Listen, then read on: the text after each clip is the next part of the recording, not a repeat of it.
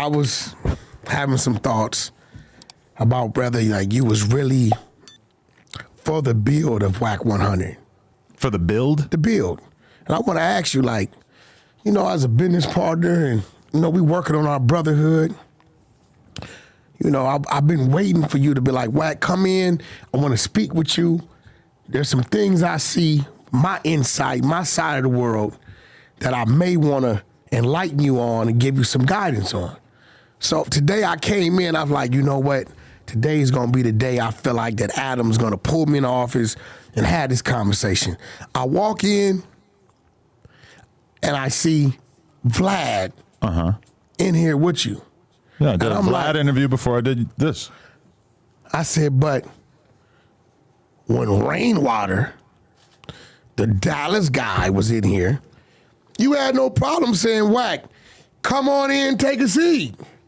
But when you and Vlad, two of the forefathers of podcast land, Mount Podmore, are at the table, I sat out there patiently saying, my brother is gonna call me into that table to put me in front of this crossover audience to try to help enhance me, because he did it with Rainwater, the basic common urban black guy. So after 20, 30, 40 minutes, I figured I'll let you know after listening to an Ice Cube song, and it kept saying, here's what they think about you. Here's what they think about you. Here's what they think about you.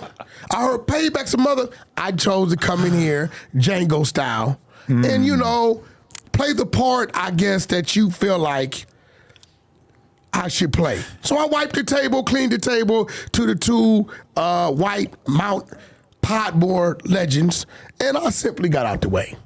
I'm hurt. I'm bothered, but yet, boss, I'm here. Okay. Fuck you, Adam. If I were to go hey, to fuck you. If I go to a nice restaurant, I walk in, and I see you and Minister Farrakhan sitting down having dinner. I'm going to stop and I'm going to introduce you to the minister. That would be nice. You already know Vlad, so that's a little different. But I would approach, I would say hello, introduce myself to him, say hello to you. But ultimately, you guys have your own business, your own way of doing things, your own organization. The We're Black talking Guys. podcast. I know, but I'm saying me and Vlad, we're talking white stuff. So are you saying that a black guy can't have a conversation with the white stuff? I'm not saying. After all, you white people deliver white stuff to black communities. I see what you did there. I'm just saying, I had a 2-hour interview already scripted in my head. This is what I'm going to talk to Vlad about. I would love to bring y'all together. It's cool. I ain't even tripping. But I know where you at with it. I wanted to get that out. I haven't had a conversation with him on camera over a year. That's cool. We'll run it back. We'll do a sit down with him. So I got Birdman, a few people calling in, let me know they want to come in. So I'm going to do these interviews with just the black people. So I get paid and I don't have to come. Cool. I feel like the product might suffer. Yeah, that's cool. After all, they'll be here to listen to the black people. And look at your motherfucking shirt. See, this is what I'm talking about. This guy's in cahoots. This Luce Cannon guy is in the mix. You're out here representing his brand. Well, whose brand? That's that Luce Cannon merch that they gave us. What does it mean? Instantaneous bowel movement? No. What is it? I don't think it meant that. But the fact... show me your back. Show me your butt. Yo, bro. It says it on the back. I'll look. Back, Skunk, tell us what it says. Your mind is f***ed up. You said butt. Are you okay? I know, and then I got a flashback to that picture. What picture? Let's get it on. Yeah, I sleep asshole naked. Skunk, what does it say? I don't know what it says. Skunk can't read. Huh? Integrity before money. For you, I feel like it's more like clout before money or integrity. I don't give a about clout. You think I give about clout? Haven't you realized that Wack doesn't give a whatever it brings, it brings. Now, if it's something I'm doing or saying just so happens to bring some clout, so be it. If it brings angry motherfuckers, it brings enemies, it brings friends, I don't give a fuck. Everyone is motivated by different things. Some people are motivated by money. Some people are motivated by fame. Truth. Some people are motivated by clout or sex. With you, I feel like you're most motivated by chaos. No. You just want to blow shit up. I'll leave that to you people. And Ted Kaczynski and the rest of you came tonights, right? If you want to talk about who's blowing shit up, I feel like white people are a pretty small minority. Crazy the motherfucker. They ain't Negroes. Well, no. Definitely not us, right? Okay. So what I'm saying is this. The fact that you knew this was Luce Cannon's brand. They gave me one, too. I could go put it on right now. I mean, yo, bro, look, man, I just put on the hoodie and rode out. You know what I'm saying? No, I think you're riding out for your homie. Luce Cannon? That you guys That's are nephew. You guys are doing a little bit of shady business together. Not shady. Might be... You know, me and Luce Cannon been comrades for quite some time. We fooled the streets. What about those Did you hear the Luce Cannon diss song on me? Yeah, and I feel like you're lying when you say that it was all premeditated and planned out.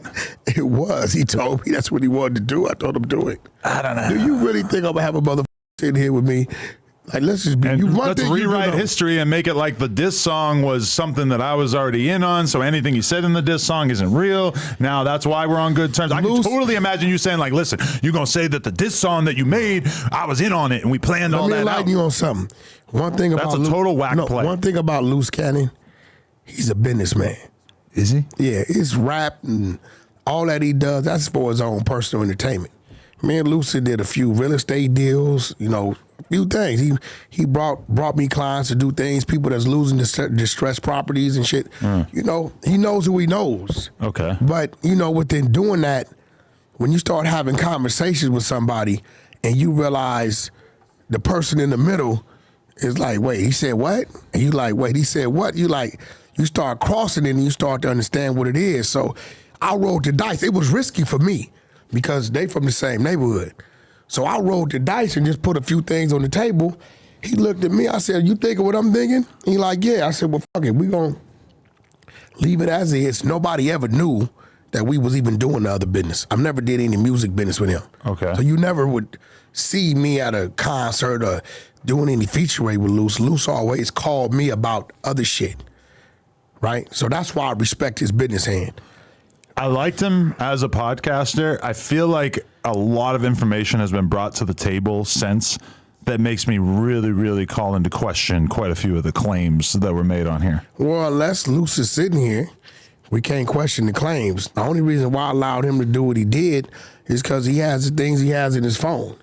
And if I wouldn't have seen him across the board, I wouldn't have let him say what he said. So you've seen additional evidence that goes beyond what was said on the last episode of this podcast? I seen the arrangements from the people he said paid him to certain females.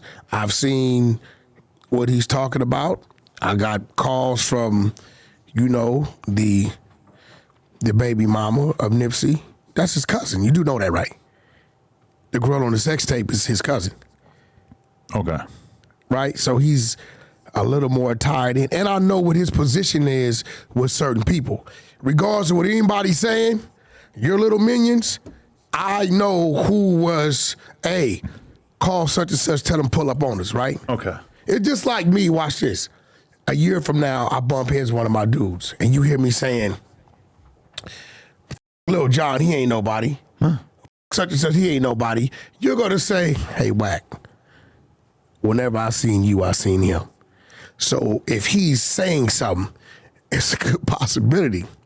It might be some truth to it because he's very, very close to you. Get what I'm saying? Uh-huh. So when you all of a sudden are saying something, and I'm knowing, you wasn't leaving your house till that nigga was outside. I don't want to hear that shit.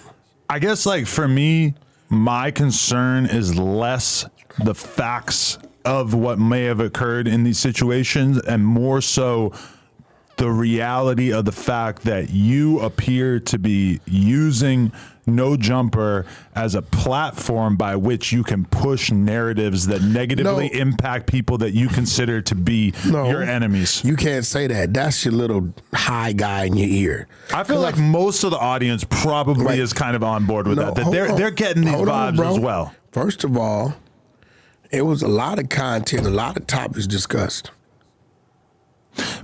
That Most is of it happening. wasn't really like viral that everybody was talking about, right? There was like a few things in particular that really stood out.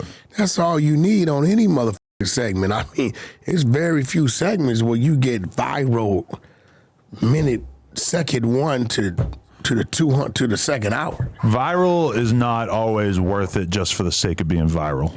Well, listen, we don't dictate what's viral. The people dictate what they see, and if they watch it and share it and share it and share it. Because guess what? They use my name on this motherfucker a whole lot to go viral. Who? Your little minions. Who are they really? Oh, that's a fact. Who? You talking about Bricc and Sharp?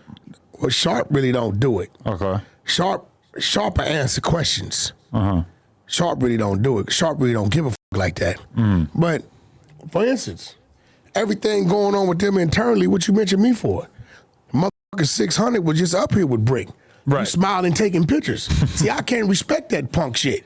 You just up here with 600, smiling, taking pictures, and then the next day, Got to disavow it. you talking crazy because he getting pressure. But I'm gonna let you know, Bricc, tread lightly, because those 600 got you in the pickle. In phone conversations, you calling about what they making you do. And they giving you some wrong information, my brother. So they finna fry his ass up anyway. The 600 conversation that I had that came out yesterday, I feel like I had nothing to do with it. I wasn't here. that's true. He asked me, "You down to do an interview?" I said yes. The Big U portion of that interview was relatively minor, and it mostly just concerned him having this job with the city or whatever that some people decide they want to portray as snitching. A lot of people probably wouldn't portray it that way. Definitely snitching. You wouldn't, because you're a white guy, you're a civilian. Oh, you want to talk snitching? I would have someone do a crime to me, and then I would call the cops and break it down and explain to them exactly what happened. Actually, if you have any good But that's contacts not- with the cops, that would be great. That's not snitching for you because you're a civilian. Bingo. I would never call you a snitch. I would tell the motherfucker that did something in front of you or to you, well, if you wasn't gonna go all the way, you shouldn't have did it at all. Yeah, if you want to tell like your friends, like, don't sell Adam a kilo of cocaine, that's fine. I got a text the other day, right? Feel free to tell all the criminals that Adam doesn't want to do business And with. we're in a war out here, right? What war? We're in a war out here, bro. And everybody in the streets need to understand that.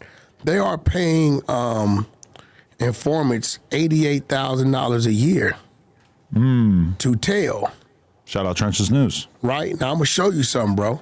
I get that yesterday, right?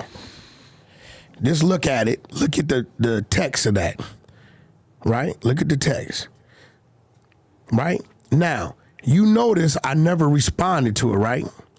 Because if I respond to that or assist them, right, and what they're asking me, the fact that they made knowledge of how they got it, if I was to connect them, Adam, even with you, right, and you purchase these things, right, then I will have a conspiracy and aid in abetting. So this text message appears to be just somebody trying to sell you a bunch of studio equipment. It doesn't Exactly. say that it's stolen. Definitely says it. It In says, federal terms. if you know where we can dump the studio equipment we passed on, Stop right there. that'll be a more than a huge blessing. Now, what they do is they call in an expert. If I was looking at this, Hold on. I would not assume that it was Hold stolen. on. They call in an expert, right? And they'll say, hey, expert, when you hear the word pass, what does that mean? And the expert will give his expert opinion that pass means it was possibly taken or stolen or whatever, right? I say that to say this. We're under attack because some people know not what they do and some people know what they do. Okay.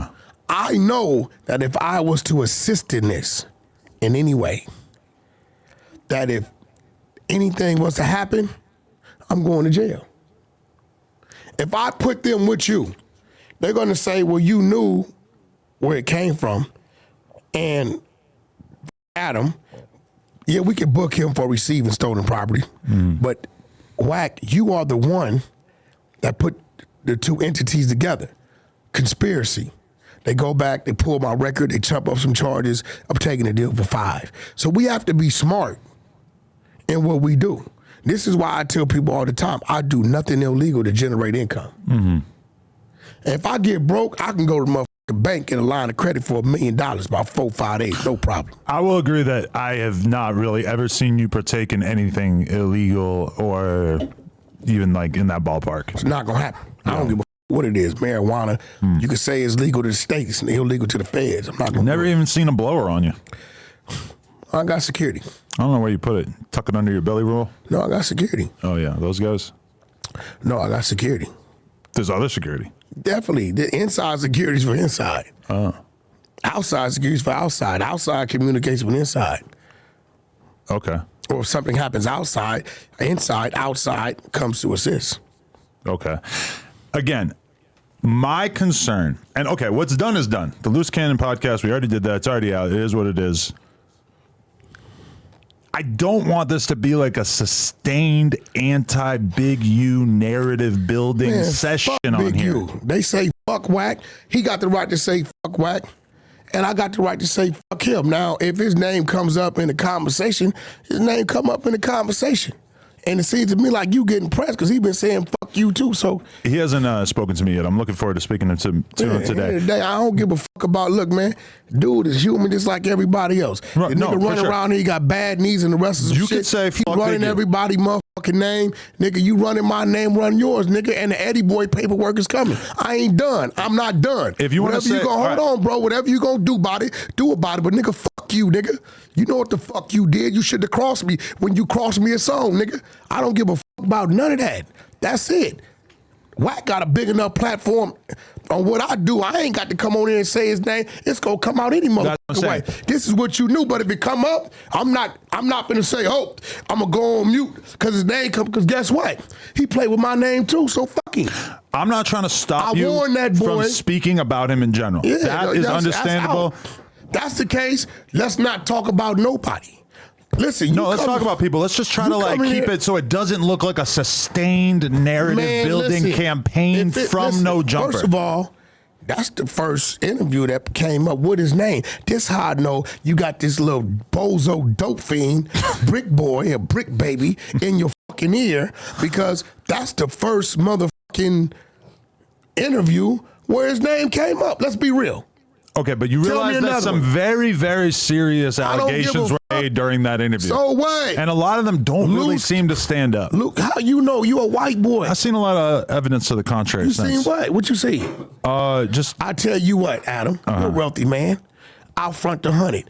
You put up 100,000. I have Luce pull up. If he ain't got what he say he got, I'll pay you 100. If he do, you give me 100. I'm not really trying to be the guy who decides exactly what happened or didn't happen. Stop trying to discredit something that you can't. But what we can do, hold on, Adam.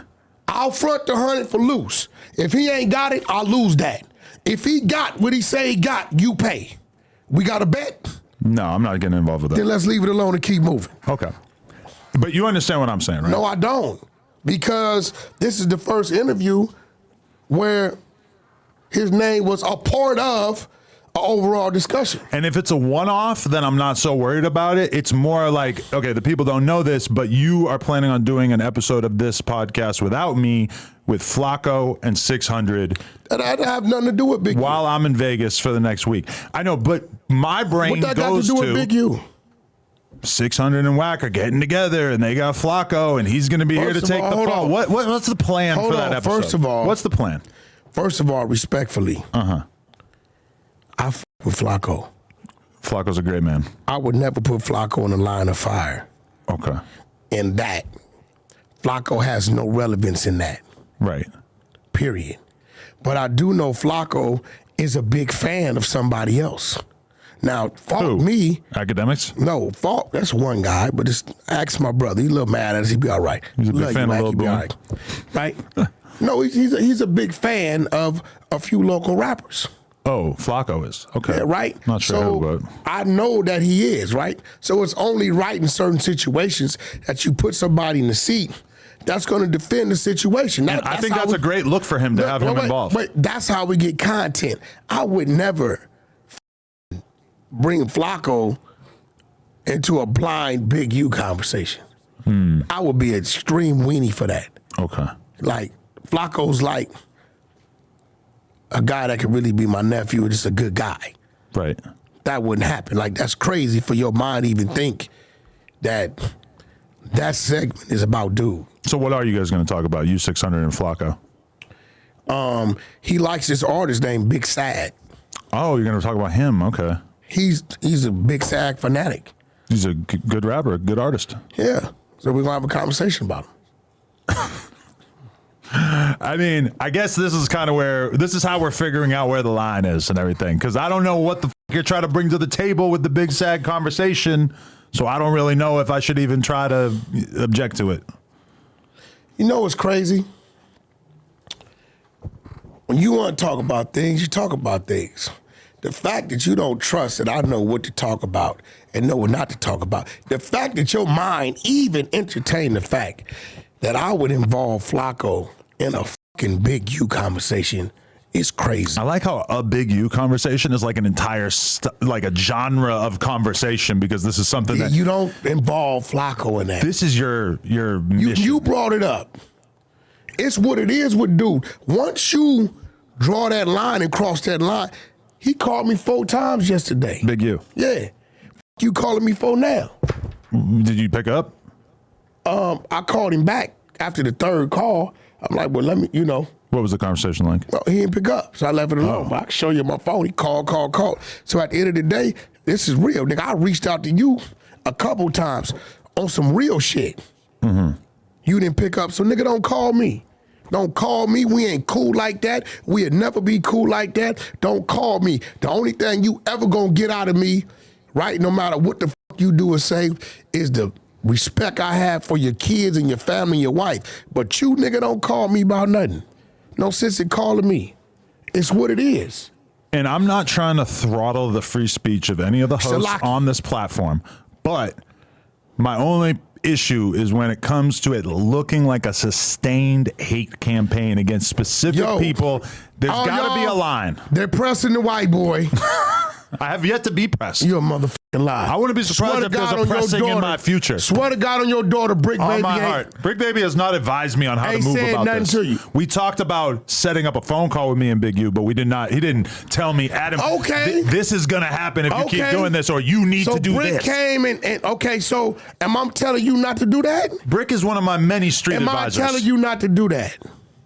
To have a phone call with him? No, you haven't said that. I want him to say something because I got some shit in my phone, boy, you know, that I'll fuck him up with. I've been chilling.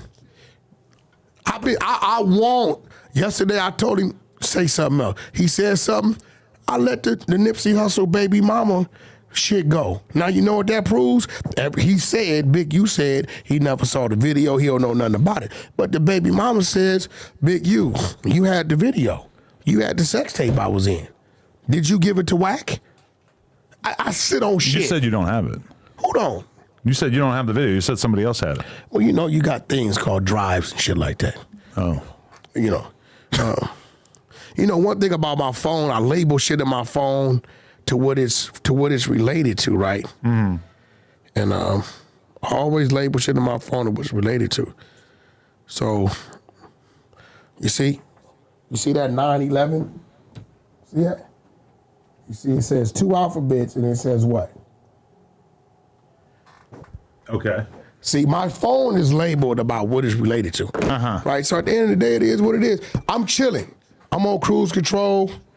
But nigga, don't start. He know. I know him like he know me. I know he ain't bowing down. I ain't bowing down. Right? So end of the day, right? If I'm minding my business and doing my shit, Adam, if me and you done got into it and we went at each other 6 months, right? Mm. And you look up and it's been a month, 2 months went by. Wack ain't said nothing. It's a good chance I've let it go. Okay. But don't think I've let it go because I ain't got some more. Right. So if you come fucking with me, or I see you doing or saying some shit, or throwing a rock and hiding your hand, right? Uh-huh. His problem is he got a bunch of people around him. They call me, hey, Wack, this is going on. I'm letting you know they me. It may look like I got some involvement. You understand the politics, but it's old boy behind it. Mm. He's good at standing over there while it's happening over there. Okay. But I know it's you. Because your people call and tell me I'm just a valley guy. How I know what's going on in the Crip circle. Okay. I'm not really like super concerned about this. Yeah. All I'm saying. Don't bring it up, dude. All I'm saying is. Now I stand on that. Nigga, I don't give a fuck about We got to have some kind of understanding Nigga, I about ain't got- how far this kind of stuff is going to go on this platform. We had one interview. Right. One. Now, anytime anything else is said, he don't respond. He responded to this because he panicking. And But you he's realize doing- it's a very, very serious allegation. Hey, listen, that's on him. It's not like most allegations when you're saying that someone set up somebody to be killed. Huh? Or paid someone to kill them. Hey, listen, that's on him. Did you say it? Yeah, but when I'm No, did you say platforming it? somebody, it matters when what they're Right. saying to some extent. It's not like Hey, look. 100% like me saying it, but from our perspective, we want to remain neutral in LA, and we want to keep So you shit think it's looking. slander? I mean, yeah, for sure. You do? You want to take the bet for the 100,000? I'm not doing any kind of betting on who killed who or who did what to who. We ain't talking about that. Right, We bet on the content the man said he had. right. I would like to see the content. No. It's been 5 years. It kind of seems unlikely that he would actually have that content. You've reviewed it? You want me to show you the shit I got in my phone from 5 years ago? You could just From 7 years ago? leave it for future episodes. But from my perspective, it does seem kind of unlikely, especially knowing that the cops have been through all these people's phones over and over and over. And how do you feel about Bricc Baby's assertion that Shitty Cuz and Big U were probably never in the same room / have never had a conversation? 17 or 18 years I've been running with Big U when I ran with him. Okay. I've never seen Bricc Baby around. And I'm talking about to the living room of Big U's home, to his events, to the football field, the football games, to the studios, to the after hour spots, out of town. I have never seen or heard the name Bricc Baby in life. 18 years. A bunch of other ones seen him, knew what it was, that was what it was. They could show up before Big U got there and got entry. It was love, right? And it's still love today. It is? So whatever he talking about, he being fed that because he wasn't around. He was busy. He wasn't around. He was doing He was his out of thing. town some motherfucking where. So Exactly. any motherfucking day, Getting money. I don't know what he know, don't know. What I do know is, you know, it is what it is. But you running the narrative that it just been a Big U marathon. I'm not saying it's, it was it's just all so that. powerful, so dynamic. You know what? A lot of people, look, man, a lot of people I put Big U with, I ain't never called in and killed the relationship. He still do shit with him today. 80% of the people he know he got through, it's a handful of us. So, okay, Big U posted on Instagram, and this is part of it. Like, there's a bunch of different stuff here, but part of it says, don't let Adam 22 and his butter boys get off when it's no video. And oh, by the way, I'm sailing a ship that can fly nonstop for 100 years.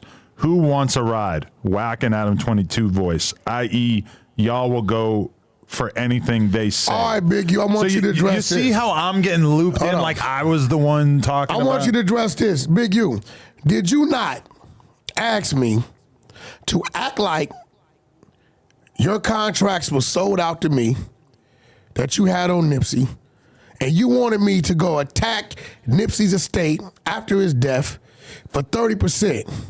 This is not going how I No, planned. f that. Paul, you want me to show you my phone? No, I don't. You want to see it? No evidence is better, I think. You want to see it? You want to fuck with me? do that on Clubhouse. Okay, what I'm saying is stop questioning. Dude's a fucking liar and a fucking snake.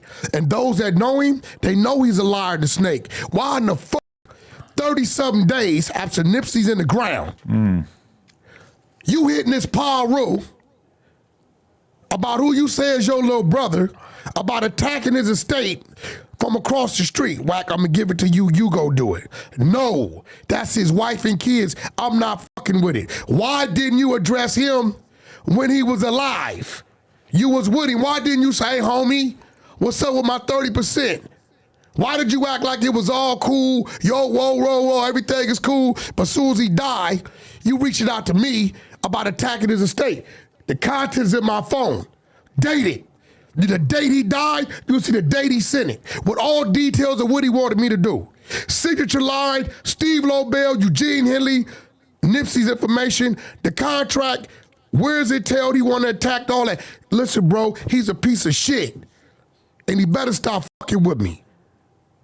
Every time you utter my name, I'm gonna wear your ass out. Nigga, I'm a real Paru. I don't give a fuck about none of that. It's gonna be what it's gonna be. Nigga, you ain't like that anyway. You got niggas is like that, but you ain't like that. He ain't like that. He ain't showing up. He ain't dolo. I know, nigga, you just sat in my living room with your head down. This is a fact. So at the end of the day, fuck Bricc Baby. He's a bitch. Ain't nobody dictating what the fuck. I don't dictate what they do. They be in there running all kind of niggas' names. I don't think they talk about you, right? Bullshit. Do they? Fuck out of here. They run all kind. I don't say nothing. Fuck it, it's content. Let the content. But don't go to crying like a little bitch when out of 2 hours, there's a 13-minute conversation. But if the 13-minute conversation is accusing him of basically soliciting...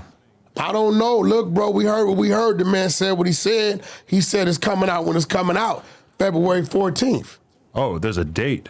That February really might, that might fuck up my Valentine's Day plans. Flix, on his fucking reality show. He should drop it on No Jumper South. No, we ain't fucking with that. All right.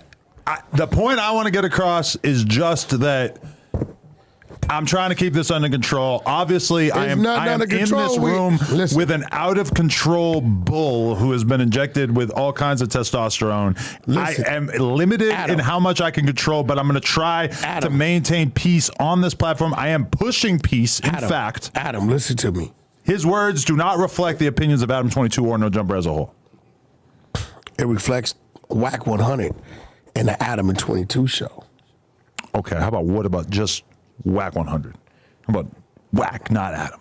How about Wack has this agenda, Adam is kind of on the outside? Your voice don't mean nothing in certain politics anyway. Well, that's fair, but I am the guy who has this big platform that is allowing you to spread whatever narratives you want to get. Hey, wait, let's fix that. You ain't allowing me to do shit. We work together. We work together, sure. Yeah, we ain't allowing me. I'm not these other little dudes in here. But people view whatever comes out on this podcast as stuff that I could have edited, that I could have not put out. Hey, one of our understandings is we don't edit shit. You know it. I try to get shit edited for certain people. Just fucking keep it real. I know you're going to use that against me. No, we're not mentioning it though. We're going to keep it clean. And you asked me to let's edit certain shit. I'm like, fuck it, it is what it is. I do think that I know various podcasts that basically have this edit culture where anything good that they start talking about, they end up editing it out. And I hate that. We ain't doing that. And I do feel like if we have a guest on this podcast that we are platforming, that we basically owe it to them to, allow them to say whatever it is that they got to say. I'm just saying, I'm not trying to create a sustained anti-anybody narrative on here. So let me get this right. There's a 13-minute segment out of 23 episodes where his name comes up. And you're saying what to me? Dude, hey, look, Adam, dude ain't got that kind of control on nothing I stand on. He ain't got no say-so on nothing I stand on. That's a fact. So he can call, he can do whatever the fuck you want. That shit don't work with me, nigga. I'm Paru. I'm gonna show up. I'm gonna do what the fuck I want to do, say what the fuck I want to say, and whatever come with it, come with it. That's a fact. So all that, him calling over there, Bricc Baby ain't got no say-so. That's a little motherfucker. He a little nigga. He's a worker. He ain't got no say-so. What I'm saying is we had one segment out of 23 episodes that his name came up. About a murder. Right? Not just a regular conversation. They never said he murdered anybody. Well, the murderer's been convicted. Right. It would actually take the murderer to say that. And what would be stopping Shitty Cuz from airing that out if that was the case? I don't know. I mean, that's on Shitty Cuz. Seems unlikely to me. That's on Shitty Cuz. Right. Okay. But I don't think Luce Cannon said Big U murdered him. But he just said... He's saying that he knew about it a half hour before it happened. Respect. How would anyone know about that kind of thing before it happened? Especially when a lot of people know about a lot of shit. From all perspectives, though, it was basically a dude who just did some random shit that nobody besides maybe the girl who was driving would have known about prior to it happening. You gonna force me to you want me to we'll change the topic even. You can do whatever you want on Clubhouse. How about they go look up who the grid contract was finna be transferred to? That's $1 million a year, right? Okay. Leave me the fuck alone, bro. What else is going on in the life of Wack? Big Wack. I got a feeling you called me in here today on this oddball day at this oddball time. Because these dudes been calling you That's not about true. this oddball shit. You want to look at my fucking phone log here? You see any famous gang members in my call log here? Look, you, Vlad, Math Hoffa, Dub, Lena, Young Rich Moolah. Lena's a gang member. Why is Young Rich Moolah part of this? Lena's a gang member. Look at how they're all red. Is Lena not a gang member? No. Just because she's been in a gangbang. There we go. We got content. 100. I reject that notion. That's not true. And we ain't editing that shit out. Two guys is not a gangbang. Fuck you. I'm going to Vegas. I'm going to the porn awards, dude. You want to come out, party, go to strip club with us? Where y'all going? You going to Floyd's spot? No. We got a booking at the what is it called? The Peppermint Hippo? I really should know. thepepperminthippo.com. Come hang out with Adam22 and Lena on Friday, January 26th. I'm assuming we're going to get this out before then. When are you doing the 600 and Flacco episode? I got to call Flacco and put it together. Because if we could drop this in the next day or two and then drop that episode on Sunday and then get right back to it next week, that would be beautiful. We'll do that. They love a twofer. They love 2 episodes in a week. Make it happen. I like it. But I'm going to be out in Vegas. I'm going to be doing my porn guy thing. Oh, this is the awards you were telling me about. The convention and the awards. Okay. This is for Plug Talk. This is for Lena. Both of us. We're in Both there. Plug Talk is nominated for Porn Podcast of the Year. She's nominated for Indie Female Creator of the Year, as well as Sex Scene of the Year with her co-star, Jason Love. He's showing up, right? Oh, he's going to be there, yeah. Told you. Told you us he's coming. what? That he's coming to the awards? We already knew that. Yeah. So what are you going to do if they embrace? They embrace? What kind of hug should I be okay with? No hug. No hug. Handshake? Maybe a cheeky. Bump cheeks? That's it. She's a lot shorter than him. It might be kind of awkward.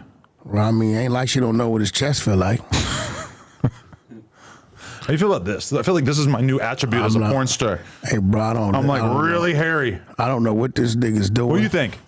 You fucking with it? I think this is like a girl getting fake tits. I got insanely long chest hair. You guys listen to the audio. Wack 100 too gay? is not looking in his He says too direction. Gay. No. He don't give a fuck. Hey, Adam Reed, yo, what's up? How long you and Bricc been gay, though? We're not gay.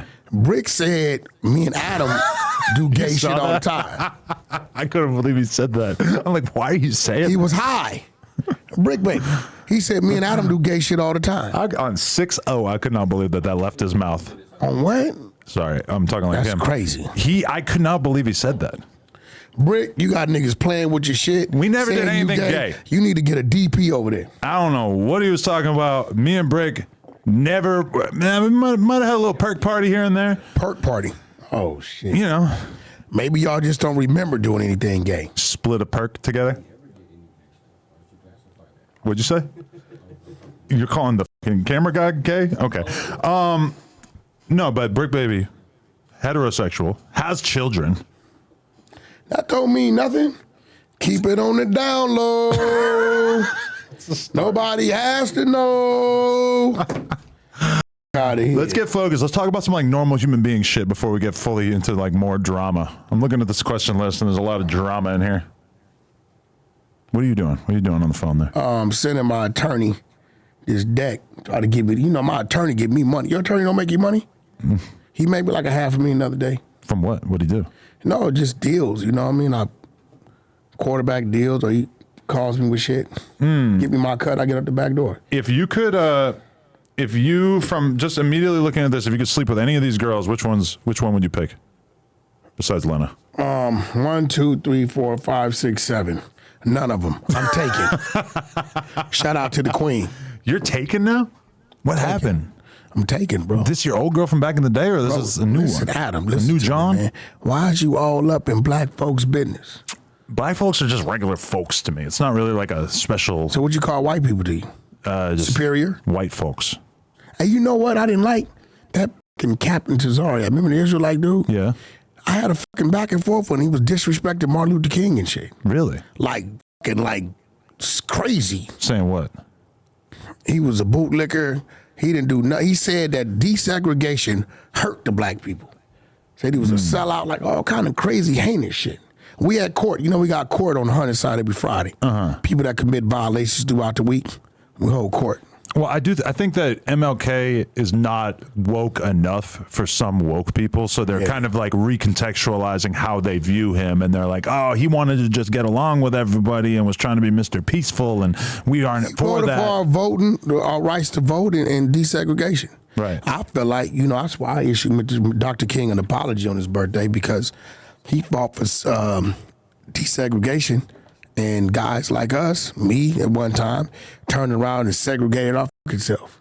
You can't go to this park, you can't go to this school, don't get caught at this store, you know, or else. You know what I mean? So instead of fighting for the people, we start fighting with our own people. Right. So, you know, I kind of like, when I look at bro, can you imagine dying at 39 for a movement, you leave your wife and your kids behind? And then your people turn around and kind of like totally disregard what the movement was. Fucked up. No, it is crazy. Yeah, That's fucked up. Because, you know, I've been thinking about it a lot in lieu of FBG Duck's murderers being convicted, where it's like, you know, how do you make sense of this? How do you even commentate on this as a person in my position? You can acknowledge the horror and the cruelty. How do you see that? But when you see the back and forth over and over and over of the disrespect and the killing, and it's kind of hard to like look at one side and say like, well, look at these monsters. They just got caught. Because to every action, it's a reaction. And, you know, shout out to FBG Duck. I've spoken with his mother, his uncle, a couple times. They come on Clubhouse to my platforms and had a conversation with us. But I understand the jungle, the predator and the prey. You know what I'm saying? And I say this, I like, yo, bro, when it's all smiles and laughs when you scored. Exactly. Right? On the other side is frowns and tears and frustration. FBG Duck's mom has been out here relishing in the conviction and seemingly overjoyed that all these guys are going to prison, which, you know, they killed her son, so I guess you can understand that. But to a lot of people, she's basically a street person, so she shouldn't be having any sort of happy feelings about rival gang members getting locked up, right? If I can remember, she's a female, so I don't, you know, me personally, when it comes to women, I don't put them in the category of the lane. They shouldn't be around certain things anyway, even have a voice in certain things. You know, they serve a purpose for certain things, but anything outside of that, you ain't supposed to involve them in. But if I can remember respectfully, wasn't she dating one of FBG Duck's enemies? Not that I know of. Y'all remember coming up on Clubhouse? Hassan Campbell brought that up. That's where it was. It was Hassan Campbell versus FBG Duck's mom. Yeah, it got fucked up. It's a real meeting of the minds right there. Yeah, it was crazy. What? But I don't know who she was dating at a certain point. But I mean, to be fair, she's a mom, she's a woman. From my conversation with her, it was abundantly clear that the street shit is not foreign to her, that she knows everything there is to know about Chicago gang politics. And there was something about the way she was talking about her other son who got killed, Bricc. And she was talking about the fact that he carried a gun on him at all times and that he was basically more than capable of taking somebody's life. And the way that she talked about it was just so not the way I would ever expect a mother to be able to talk about their son. And it was just like it was a very different Was she a level. street mama? My mama was a street mama. Right. You know what I'm saying?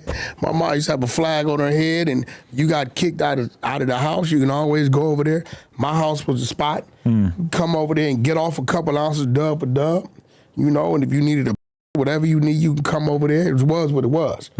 Right? So, you know, we understand that coming from that environment. her being happy about the conviction of the alleged killers, right? I don't know. Maybe that's her as a mom. Maybe that's the normal side of her. Me personally, if you are that kind of mama, my mama gonna say let him out, and she gonna tell the homies get to it. Right. Right. So I don't know. The question is how should a gangster's mom react? Should a gangster's mom be expressing opinions that gangster would not have put out there? Because I can assume that if FBG Duck was still here and this whole thing had happened, but maybe it happened to somebody that he knew, he would not be out here publicly hoping that they get convicted. So it looks kind of weird to have his mom basically doing the same thing. Well, let's be real. Respectfully, FBG Duck's mother hasn't taken the position of a gangster's mom. She's taking the position of a mom that wants to be a celebrity, not the mother of a celebrity. You understand what I'm saying? So if you look at everything she's done, the Charleston White shit going on, if I ain't mistaken, I could be wrong. I thought it came up in the morning show that she had an OnlyFans. But no sexual content was posted on it, allegedly. I don't know. I've never been on However, OnlyFans. you can sign up for Benzino's OnlyFans and see his whole penis. You went and researched it? He told me. I've yet to see it. I want to check it out. Oh, you want to check what out? His Man, you gay as a motherfucker. No, I just want to see his dick. You want to see it? You gay as a motherfucker. That's like if I knew you had a nice car at the house. You say, hey, you want to come over and check out the car? Sure. Yo, Adam, does your wife know that she's married to a bi-curious guy? She knows she's married to a Peter Gazer, yeah. Oh shit, that's crazy. So at least y'all share something in common. That's what's going to be dope being in Vegas is I'm going to be around a lot of my brethren who also have large cocks. Hey, listen, man. And I know I don't have the biggest cock in the whole world. I'm no girth master, but for a white guy, got a decent thing on me. Now, you, on the other hand, there's some mystery in your history because we don't even know what your looks like. Respectfully. Seen the booty. Listen. What? Hey, bro. Sorry. Chill out with the sex play. Because what you going to be doing is calling Big U to come save your ass. Because you going to go viral. Oh, I would never. You're going to go viral on that I would camera. never sex play on. I don't have sexual conversations with men. That shit is like weird. I feel like you do all the time. You told me you bust 12 nuts in a day the other day. No, I was on talking camera. about with a female. Where'd that come from? I don't know, whatever the conversation, I was talking about a woman. I'll talk about my sexual things with a female, but I don't, like the shit you talking about, that's weird. It's too much. Yeah, I don't do sword fights. I'm never in a room with a hotel room or with another naked man. It's crazy. There's a few words that I notice people of color tend to pronounce slightly differently. And sword is one of them. Sword. Yeah. I love swordfish, my favorite fish. It's like the steak of all fish. With swordfish? I fuck with swordfish, I guess. You took your wife to Jeffrey's? No. Bro. What's that? It's a swordfish restaurant? Listen. You notice how I say it? It's like there's not even a W. It's like S-O-R-D. Sword, like cord. Listen. Not sword. Take your wife to Jeffrey's in Malibu or PCH. Where do you go to see a movie in public? I go to iPick. But what's the name of the type of establishment? iPick. No, the movie. iPick, motherfucker. Movie theater. Westwood. Same movie theater. Huh? Same movie theater. Movie theater. What the fuck you mean? I go to iPick. You didn't say it that weird. I know like a lot of people say theater. No, movie theater. Okay. You say it kind of like how I said, all right. Yeah, I go to iPick. You know, they bring you food, serve you shit. It's cool. I've never been that. Check it out, Westwood, right on Wilshire Boulevard. They bring you a whole meal while you watch the They movie? bring you all your shit. You want liquor, you order your food, recliners, all your shit. Go in, sit down, order your shit, buzz them with them, bring you some this, whatever. It's great. I heard somebody talking about us the other day and like kind of mocking us for both being sober podcasters. Which I never really thought of us that way, but here we are, two guys who don't really drink. That's because Act be off the hen dog, Drink Champs be off everything. True. I wonder if drink Champs are going to pull that liquor. Pull what liquor? Puffs liquor. Oh. Well, Ciroc and other one, DeLeon. but they're on revolt, right? So they kind of got to... But I don't know. Is DeLeon going to continue to Didn't Puff and DeLeon He lost split or something? It was over with. I don't know. $50 million a year. Oof. Are you reveling in Puff's downfall? No. Some people are in the media I feel world. like Puff's one of our forefathers when it comes to our moguls. And, you know, I have my thoughts about Puff. As a businessman, I salute him. Whatever his personal business is, I don't hold it against him because, see, this is where it's bad, Adam. You and your wife, right? Right. You guys voluntarily do this podcast, and then y'all go have threesomes or whatever with the guests. Well, right? that's part of the content. It's not like we just go hang out afterwards. No, it's part of the content. Yeah. Now, y'all separate, and then 2 years after it, her decline happens. You still growing, and next thing you know... Oh, my bitch gonna be popping till she's 45. No. She ain't never gonna fall off. Next thing you know, she's on Tasha K, Oh, Lord. crying, boo-hooing, saying, he made me do it. You guys don't know how abusive he was off camera. And now we got this guilty till proven innocent shit. So now people you may be doing business with, because of the politics of it, they're pulling back all this shit. That's the shit I don't like. Yeah. Because anybody can say anything. And I feel like with Puff, his business ethics and what he's done, right, should have some weight against what they're accusing him of. Because what if, after all this shit, it shows he's innocent, but now you had 18 people pull back here. He's forced to step down from revolt here. The liquor thing walked away from him. Hulu had a whole reality show shot on his family. They didn't walk away from him. All that innocent till proven guilty is some bullshit. So I feel like he's getting the short end of a stick, you know, when it comes to that. Like, did Puff have his fun and do what he did? He probably did. Did he force him? No. Do you think that maybe they know more than we know? In terms knows? of the corporations and whatnot? No, I think they're just protecting their brand. You probably know more than what has been said on camera, right? I know a whole lot of shit, but I do know this.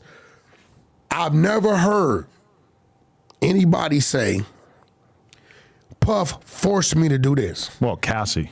No, that she just said that, Right. right? And Cassie never said these things in the 15-year span she was. If Puff was totally innocent, I find it hard to believe that he would immediately break off this $50 million or whatever settlement as soon as Cassie came out saying this shit. $50 million. You don't know what the the amount is. Cut the bullshit. Stop doing this shit. That doesn't seem like the behavior of someone who's completely platform, right? You're talking innocent. about the no jumper platform and certain things being said. Stop saying Puff paid $50 million. I'm not saying that I know it's $50 million. Cut okay? the bullshit. But I believe it's an eight-figure sum, right? When we're dealing with civil suits, right? Sometimes when you look at it, we're on the same side with this, by the way. I'm looking for ways to exonerate Puff in my head. It's cheaper sometimes just to pay and get away from it. Now, unfortunately, when you do that, they're going to say you're guilty. But if your attorney comes to you and say, hey, listen, brother, we're going to be in a fight with this shit 3 years. My bill to you is going to be $10 million. And then you might run a risk of losing another $30 million. Or you could just simply settle today for this. Majority civil suits are settled based upon the numbers. I have settled lawsuits that I knew I was 100% in the right on just because I didn't want to blow a shitload of money in Either court. pay the $50 or spend $250 on a lawyer. Not about cool shit either. Not about interesting shit that the people would want to know about. Boring ass shit that people will basically... Dumb shit. The dumbest shit ever. So what I'm saying is, do I think Puff's innocent of enjoying himself? I'm going to say yes, because the man has the right to enjoy himself with those people. Like your wife enjoys herself and allows you to enjoy her with what y'all do. That's an understanding. Don't tell me for 15 years, Puff, who's a public figure, he ain't got you no handcuffs, had you at a point to where you could never say nothing. I don't want to hear. Was the revelation that Puff put the money up to get Tupac killed? Was that, you think that led to all this, or is that completely unrelated? Where'd that come from? Well, it's a lot of people's opinion. To my knowledge, Puff never put up money to get Tupac killed. Puff might have put money up for protection while on the West Coast. But that's not putting money up to get somebody killed.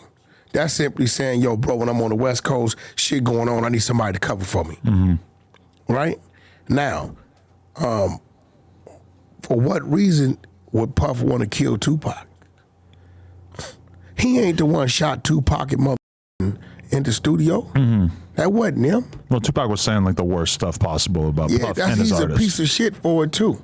I don't respect that. You knew you was paid to go over there and do a verse with somebody had nothing to do with Puff. Niggas hear gunshots come down. Big already done warned you about your company, and you look up and say you did it. First of all, Puff is not going to be nowhere around the area of a shooting that he knows about to happen. He's not going to do it. And from that, we get this shit, everybody saying shit, and shit rolls down the hill. I don't believe Puff paid anybody to kill Tupac. I do believe Puff might have set out some money for simple protection when he's on the West Coast. How do we get on the Diddy thing? I have no idea, but we're here. Shout out to Diddy. You know, hey, bro, keep swimming, keep doing your thing. I hope those of y'all that are friends to Puff be real friends and don't run when the storm is here. When this is all said and done, do you think that there will be evidence released to the public that Puffy has engaged in zesty activities?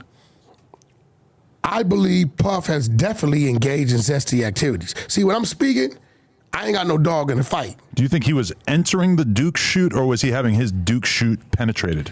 I think Puff did some zesty shit. When I say zesty, I'm not saying nothing with the females. I think he was in the room, and I think he entertained shit with everybody in the room.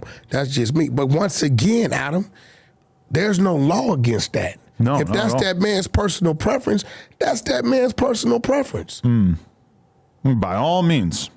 I'm just curious, as a rap fan, throughout my time, as I've gotten closer and closer to, you know, being around famous people and whatnot within the Hollywood realm, you start to hear stuff. Zesty. Start to hear little rumors and stuff. I still remember, and I said this before on the podcast, so I guess I'll just say it again, but the first time I ever went to Joe Budden's hotel room, pause, he invited me up to his penthouse suite at some hotel or whatever. This is the first time I ever met him. I walk in, Puff is hosting some kind of game show, or what was the America's Got Talent, one of them fucking shows, whatever. And Joe said something that inferred that Puff was of a zesty nature. And he said it in such a way that it was like he knew, like he assumed that I knew. Okay, white boy, cut the shit. What did Joe say? I don't remember his exact full words. of shit. No, I'm not. Joe's always straightforward about what the fuck he says, gonna say, and what he means. Joe has been and he the says it with a straight opposite face. of straightforward when it comes to talking about Puff. In reality, he did a whole episode about him that didn't come out. Wait, but they leaked the audio, I think. But either way, it's like he's been the opposite of straightforward when it comes to Puff. Not that I'm trying to like expose What do you mean, private bro? statements. You ask him a question. If he don't want to answer it, he gonna tell you he ain't gonna answer it. And however you take it, you take it. Joe's been eager to have these conversations about a lot of people. Not so much Puff, since he does business with him, has had a relationship with him. Okay, well look, Adam, check this out. That's fine. And that's respected. I would never have a conversation about you. You wouldn't? Nah, fuck no. Not if I know if it was detrimental and it's gonna hurt you. I'm gonna remove myself from On that. camera, yeah, I feel you. I would do the same for you. It's not gonna happen. So if Joe, and I don't know what his relationship is with Puff, his business relationship or friendship, but if they have any of that going on, then I mean you gotta respect that. You gotta respect the zesty. I had a guy on here yesterday who's dating a trans woman, and Another one? again, 'Cause I saw- this one's better. I swear, this is better. This dude is one of the funniest. Like, this guy is a superstar Who's waiting better? to happen. The guy. The guy, not Don't the be- trans woman. The don't be trans telling- woman's very nice. What The do you mean guy nice? is What do you the mean nice? funniest. She's very You mean cool. nice and temperamental? Yeah, she's very, very you, pleasant. You be on some other shit. This guy, Jesse, he needs to be internationally famous. After this interview comes out, the whole world is going to know about this guy. It was one of the craziest. So he's a white guy from Long Island. He comes from a background where his dad was part of a motorcycle gang, and his dad was having him. Hell's Angels? He said not them, because that was the first one, I guess. But he said that when he was 11 or 12, his dad would have him out there beating the shit out of people with him to collect on debts and stuff like that. Yeah. Then he became a Crip for a period of time.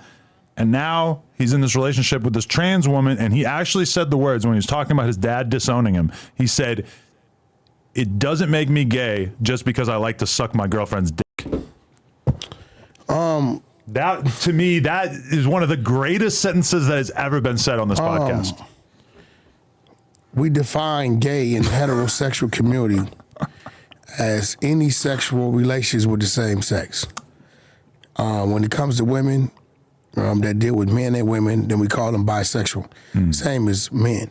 What I've learned by being educated by the community, you know, I've taken upon myself to try to educate myself, because in the world we live in, Adam, right, we're doing business with everybody.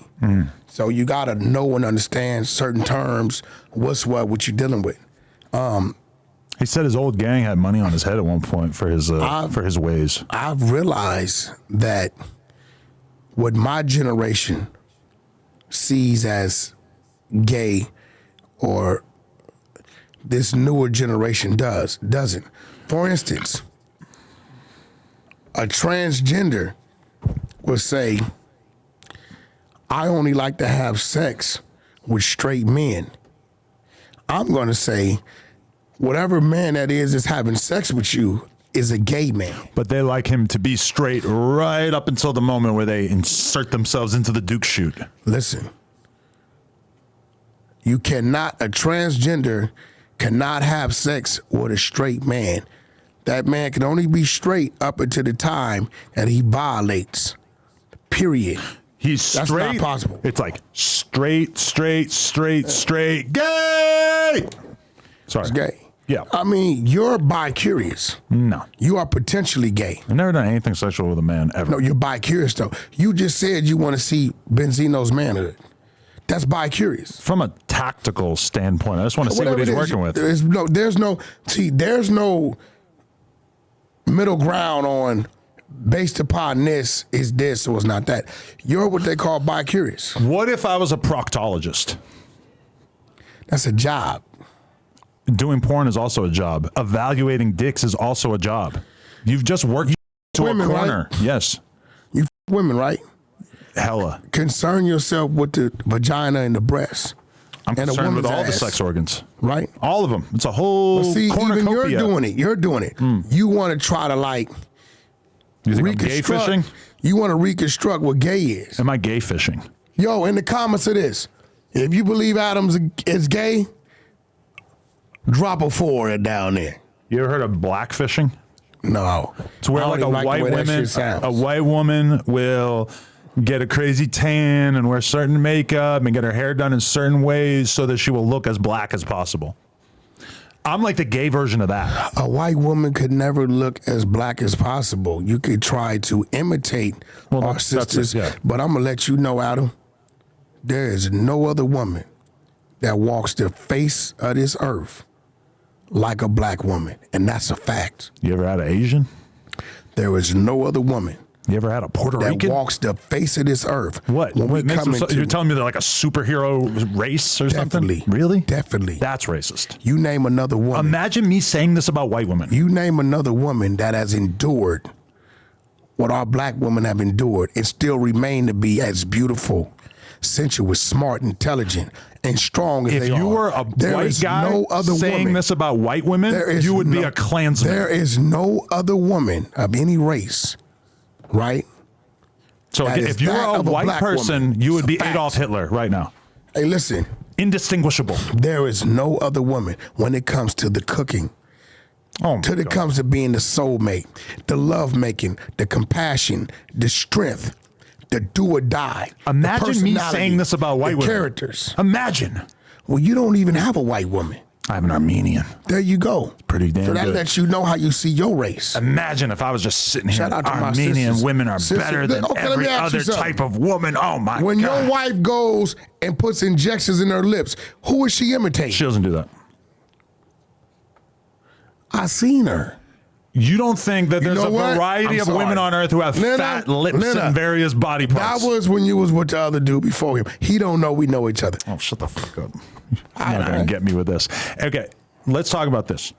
What up? So we did that podcast. We did the podcast where we talked about the act dick pictures. Then we did another podcast. We ain't talked about no act dick shit. Well, I talked about That's it. you and Remo. You consumed it. You sent the shit to Pause. Remo, and Remo, y'all was comparing and what it didn't look like. I don't know what's going on. Right, but okay, we did that, and then didn't get a reaction from academics. He didn't say anything about it. Then, Of course he's not. but then his I don't want to say girlfriend, but the girl that he's been dealing with for the few months that has been kind of making his life a living hell, Shae Glizzy, she got in touch with me last week and DMs me and basically is acting like it's some kind of emergency, telling me that I need to get on the phone with her. At first, I was like, no. With her? With her. She's acting as if she's like communicating with me on Act's behalf. That's As how nephew Levels would say, did you call the bitch? I did call her. What happened? I get on the phone with her, and she's basically having a conversation with me where it sounds like she's acting on his behalf. She's trying to like have this conversation Clean it with up. me to kind of clean it up. And, you know, I'm telling her my justification is, yes, me and Wack talked about the Act situation with you and the penis pictures and whatever. She sent them to you. Yes, exactly. Did she deny that? That's what's so funny. Did she deny it? Is that she caused this fire and then she's trying to put it out. So Act made her call you. No, Ack had no idea that she was Bullshit. having this conversation with me. That's cap. Listen to how it plays out. So she gets me on the phone and she's kind of like pressing me about like, why did you guys talk about this on the podcast? And my reaction is to tell her, listen, me and Ack have a relationship where if something hilarious is going on in my life, he feels free to talk about it. If something newsworthy is going on in my life, he feels the need to talk about it. That's totally fine. We point to the most obvious example is he did a play-by-play of Lena having sex with Jason Love. I didn't object to it. I never told him like, hey, I don't want you talking about that. Actually, he told me that he wouldn't talk about it if I wanted him to not talk about it. And I said, bro, you got to talk about it. Do what you do. Exactly. I say that to her. She says back to me, well, so you're saying that you're still mad at him for talking about Lena, and so you're trying to get revenge on him by talking about the penis pictures with Wack. No, wait. No, dummy. She's feeding me what I'm Dummy, saying what back he's to me in saying real is- time. What he's saying is, me and Ack have this agreement that if it's something in the media that's worth talking about, when it comes to one another, we got the green light to talk about it. Right. The shit with his wife and the black dude was blazing the media. Ack talked about it. He had no problem with it. Okay, the shit popped up with Ack. He talked about it. Ack shouldn't have a problem with it. This is not tit for tat. Yeah. Just understand. And keep in mind that everything I'm saying to her is as if she's going to relay exactly what I'm saying to her back to him. Instead, she goes and has a conversation with him and basically puts it like the alternative narrative that I just told you, where she's telling Ack like, oh, Adam and Wack, like they're planning to get at you. They want to destroy everybody around you. Why is she saying Adam and Wack when No, she talking to she's you? throwing you in the mix too. She told Ack that me and you basically are over here conspiring to fuck up his entire life, and she told him that we want to get at everybody around him.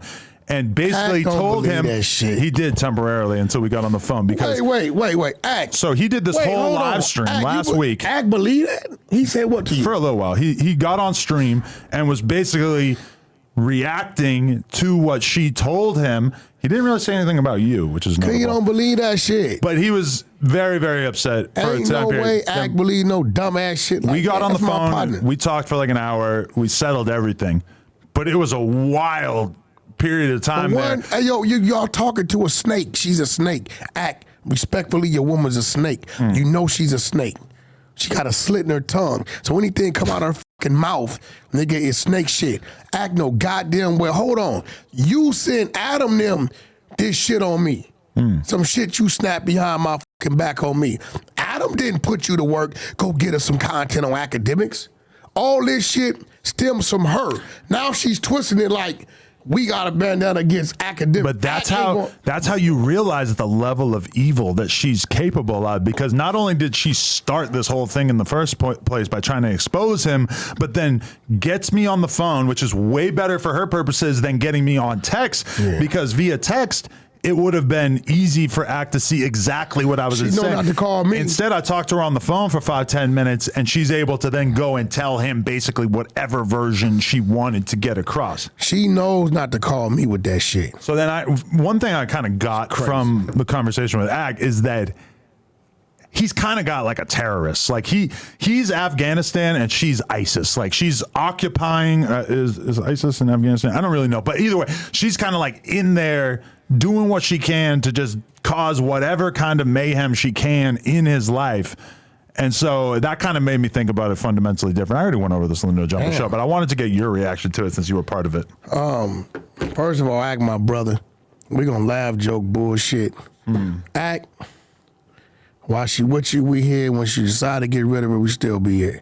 End of the day, brother, don't ignore the fact on who sent what.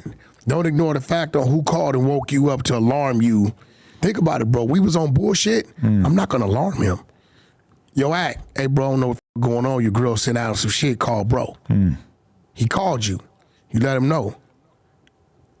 You know, like I know, we could have rerouted that shit all the way to motherfucker to the UK and let that motherfucker picture work his way back. We ain't did that. Ain't nobody seen it. Right. Know what I'm saying? Besides So Remo. Act ain't Act no better. Like he bet not be. Not the Act I know. Not the man I look in his eyes like I look you in your eyes. Certain shit a motherfucker, man, Adam ain't doing that shit. Act ain't going for that shit. I don't know what the fuck he's doing. Maybe the pussy good, the head good. Maybe he's lonely. Maybe she got a baby on the way. I don't know. But Act ain't. No way he's going for that shit. Shit gotta be fired. If he's going for that shit, then Act, I'm gonna look at you different, bro. Yeah, so I don't really have an update since then. Like I don't really know if they've been spending time around each other or what's been going on. You told me that you saw something about like him in Texas or something at her crib, right? Oh, he went to her crib. I don't know if it was in Texas or I don't know if it was in Jersey or wherever the fuck it was. Right. But so they were spending time together, but it seems like he's not really. But this new generation is weird like that, bro. What? It'd be some crazy shit. Look at Blueface and Rock. Yeah. You don't even try to figure it out because it's them. It's what they're doing. Is she just like shamelessly clout chasing? Because how is she like not really cool with him on the outside and now she's acting totally different now he's locked up? Bro, because she needs his name to continue a name. You feel like that? Have you communicated with her since he has been locked up? Not since after we left the courtroom. How'd you feel about Soulja Boy saying that he was going to hire guys to rape Blueface? Is that player? Is that a gangster thing to do? I think people next to Soulja Boy have had a conversation with Soulja Boy. Soulja Boy's, you know, he's Soulja Boy the rapper. His mentality doesn't come from where ours come from. You seen the story he told for all those years about he shot the motherfucker house. Come to find out, all that's been bullshit. But those same guys that he shot, they went on Vlad and they told their version of the story. And it sounded like Soulja Boy definitely had a different version of it, but the basic events more or less played out, right? Yeah, so, yeah, but at the end of the day, when he was here, you wasn't doing all that. If you were Vlad, would you have done that? He interviewed Soulja Boy, had a super viral interview with Soulja Boy. Then Soulja Boy gets locked up for a period of time, and so he does an interview with the guy that Soulja Boy allegedly shot. It's Vlad's job. Because that's why Soulja Boy stopped fucking with him. Well, I mean, I don't think Vlad gives a but it's Vlad's job. It's two sides to every story. He might have thought about it differently, just knowing Vlad. He might have thought about it differently if he had thought, well, I could not interview these guys and then continue to have a really great content relationship with Soulja Boy for the next however many years. I think Vlad is thinking about shit in a dollars and cents type way, where if he knew that he was going to be able to have Soulja Boy be his fucking Boosie, where he interviewed him a couple of times a year for the rest of his life, he probably would have not interviewed those dudes. I think Vlad was looking at it like, well, it's newsworthy. I let Soulja Boy on my podcast to talk about these guys. What's wrong with giving those guys a voice, even if they are objectively basically nobodies? I don't give a fuck who somebody talk to regarding situation. The situation is a situation. I mean, we don't We believe Soulja Boy can make a gimmicky record. I don't feed off in the Soulja Boy shot 38 people. We haven't really seen Soulja Boy make a record that anybody gave a fuck about in like the past 10, 20 years, right? 2011 or 12, I was a Soulja Boy fan, though. I'll give it to you that he had like another life in him. The fact that Soulja Boy's records still generate him income is where I'm gonna salute him. What about if we, on behalf of Blueface, hire some booty goons of our own to go get at Soulja Boy? Nah, that ain't what we do. That's not player? No, we don't do none of that. Okay. I talked to Soulja Boy the other day. How was that? He understood. Was he summoning booty goons? No, he understood. He was with the homies, and I talked to him on FaceTime. Okay. And is that why he came out and basically tried to squash shit with Blueface? Well, I didn't tell him to do that, but I'm pretty sure our conversation played a part. You know, he got some solid homies with him. You know what I'm saying? So, you know, I'm pretty sure after I talked to him on the homie's phone, I'm pretty sure they had a conversation with him about what it is, what's real, what's not. But do you think that Blueface kind of fucked up any chance of them reconciling by basically not being accepting of the olive branch that Soulja Boy was attempting to put out there? Well, I denied the olive branch. You denied it? Yeah. So you won't allow them to be cool? No. We don't need you. Once you say certain things, you say certain things. All that. Was it I'm the gonna rape put some money threats? on your books and all this kind of shit. Oh, that was too much going too? for none of that. That's how. So when he said he was going to put money on his books, that's offensive because that's implying that he like needs money? Yeah, that's burnt out. It's a little weird. End of the day, Soulja Boy, one thing I can tell Soulja Boy that if you see Blueface, you know, be ready. Well, Soulja Boy took back his apology now. Yeah, we don't care about that. And the homies is with Soulja Boy, they know they gonna like, nigga, so 101. Do your shit. So could you do the podcast with Soulja Boy on here? All day long. And He's not gonna say nothing crazy about What side should he sit on? Should he sit next to me or sit He next can to you? sit wherever he wanna sit. The homies will be here with What about Indian style on the top of the table? Nah, he ain't doing that. That's not cool. Crisscross applesauce? Nah, he ain't doing that. No. Yeah, that'd be awkward. You gotta remember, I've been knowing Soulja Boy a long time. But Blueface is who he is to me. Soulja Boy's mad because he entered an arena he wasn't ready for. Soulja Boy initiated it. He says, "I'ma f your bitch." Blueface responds and says, "I already f your bitch." Look, Soulja Boy had no idea. Was it Paris Hilton? Right? No, it was his baby mama. Okay. Soulja Boy had no idea. She's in the Tatiana video, bro. She's in the Tatiana video. Soulja Boy had no idea that Blueface had already had a situation with her. So it f***ed him up. If you start f***ing with a new girl, do you ask her, hey, did you ever f*** Soulja Boy? A new female better tell me if she didn't mingle in a circle I'm in, I better know about it. Anybody. Who it is. What if she f***s some guy who works at No Jumper, the editor? Or does he have to be like a street dude? No, well, in that situation, right, if I look up and say, I got to go do an interview with No Jumper, at that point, I expect her to tell me. I don't expect her to, if this some dude she dealt with years ago, right, this your ex, you just, well, who's your ex? Such, what do? He work at No Jumper. Cool. Because I don't want to walk into a situation, right, where I'm blindsided by something. You know, so that's all that is. How you feel about Blueface being taken out of general population? What happened? What led to that? Never taken out of general population. That's the media don't know what the f they talking about. Adam. I'm just going off what I saw. You go to LA County Jail today. Yeah. You have no decision. They putting your ass in high power keep away. And I'm okay with that. No, because you are a public figure. I think that's a safe, that's a safe Suge option. Knight was just in high power keep away. I want to kick it with the homeboys in my King Five Fingers voice, but realistically, if they want to just like tuck me away so that I don't have to deal with any bullshit, that would be okay too. Now, I think people are confusing Blueface with Crip Mac. Crip Mac's not a public figure. He was just a gang member on YouTube. He's definitely a public figure. When you say Crip Mac's like basically as famous as Blueface, no, he's not as successful. You sound dumb as fuck. Really? You sound super dumb, triple dumb. Fuck out of here. Niggas look at him to laugh. Right? A lot of people look at Blueface to laugh, realistically. A large part of his fan base, right? The people watching the reality show, they're not like music fans, You want to right? see his streams? Oh, I believe you, yeah. Right? They listen to him all day, every day. Right? Not a day go by that 250,000 people's not streaming the dude. On a prison level, I feel like Blueface and Crip Mac, it's a toss-up. They're basically the same level of fame. You're out your stupid ass mind. He ain't got more money. He ain't got more accolades. We're just talking fame. He ain't got fame. All that comes with it. Yeah, but you could be famous without accolades or money. What? Nigga, what kind of fame you talking about? The very like street level type of fame that Crip Mac has. Street level is He's not a YouTube fame. superstar. Street level is not fame. Yeah, That's a type of fame. no, that's some streets.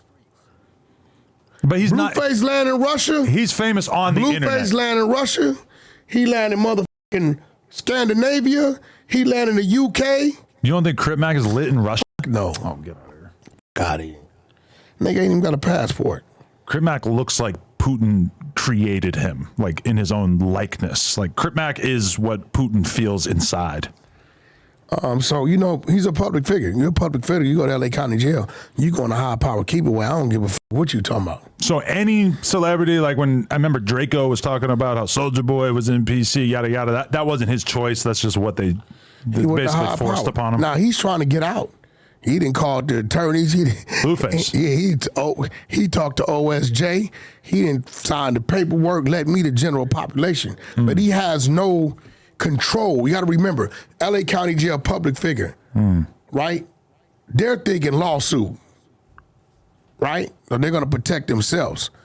You know how many fucking lawsuits go against LA County, right? Ultimately, we pay the cost for that shit, the taxpayers.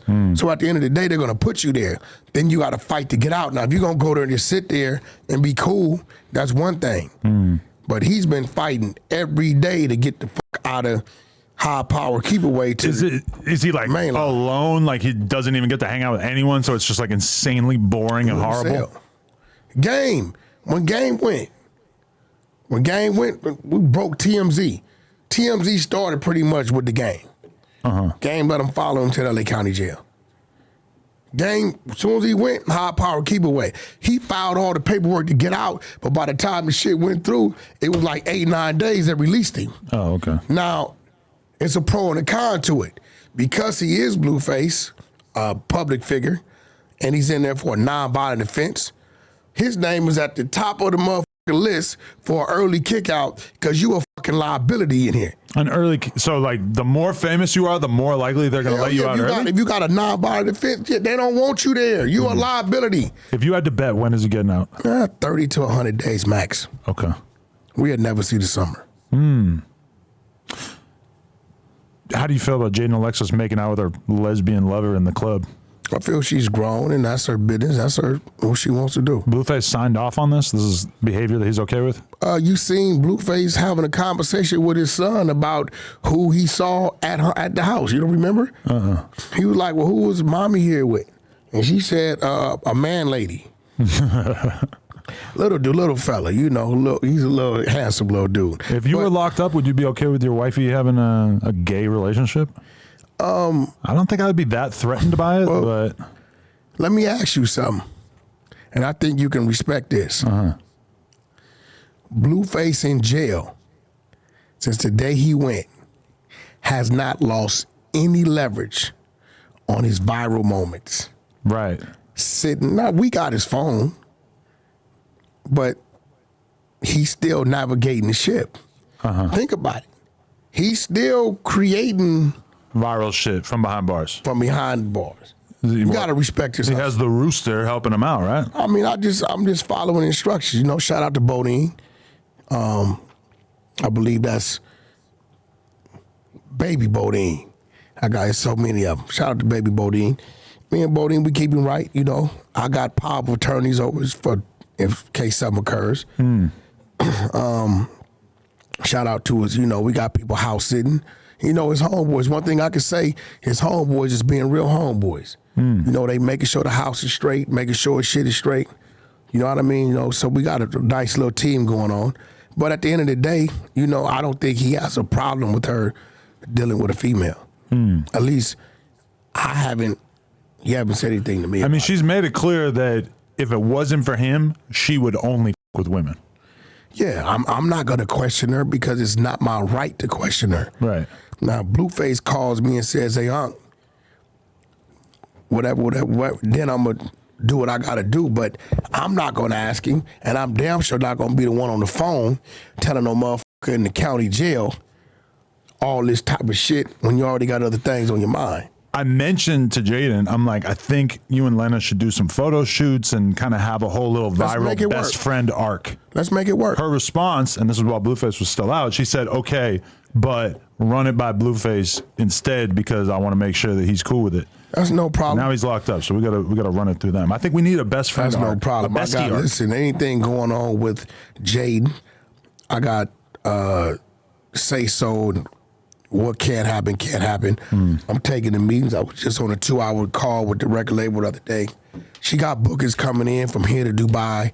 So whatever it is, run it by me. You know, nephew call us every day. I'm sure Blueface put it on his table. Doesn't think that I'm trying to run a play on his girl anyway. No, you made it clear, Lena and her. Right. There you go.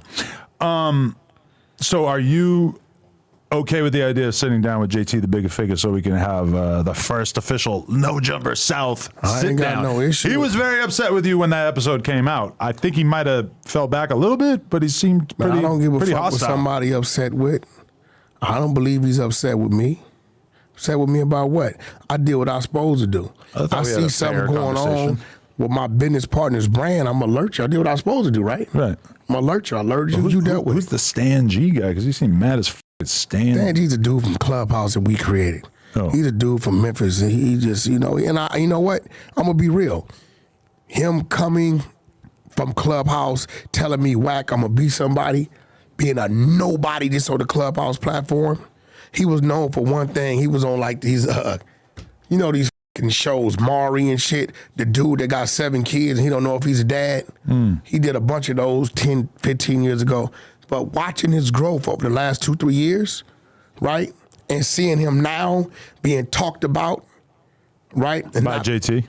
Yeah, right. He's growing, and he wants to be a podcaster. You know what I'm saying? So I respect his hustle and his move. I sent you a voice note, and I didn't actually get a response. But how do you feel about the idea of an Adam and Wack plus guest live show? What you mean? Like we do the Novo or some shit, and we fill that bitch up and have some crazy conversations with some people on stage.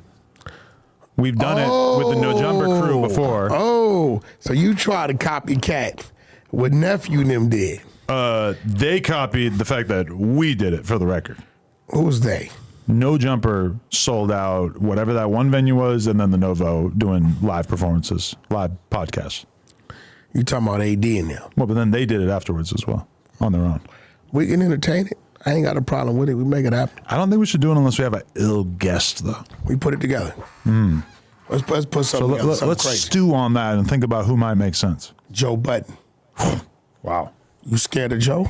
I would do it. Joe, my homeboy. He'll pull up for me. He said that, but it felt like it was just meat riding.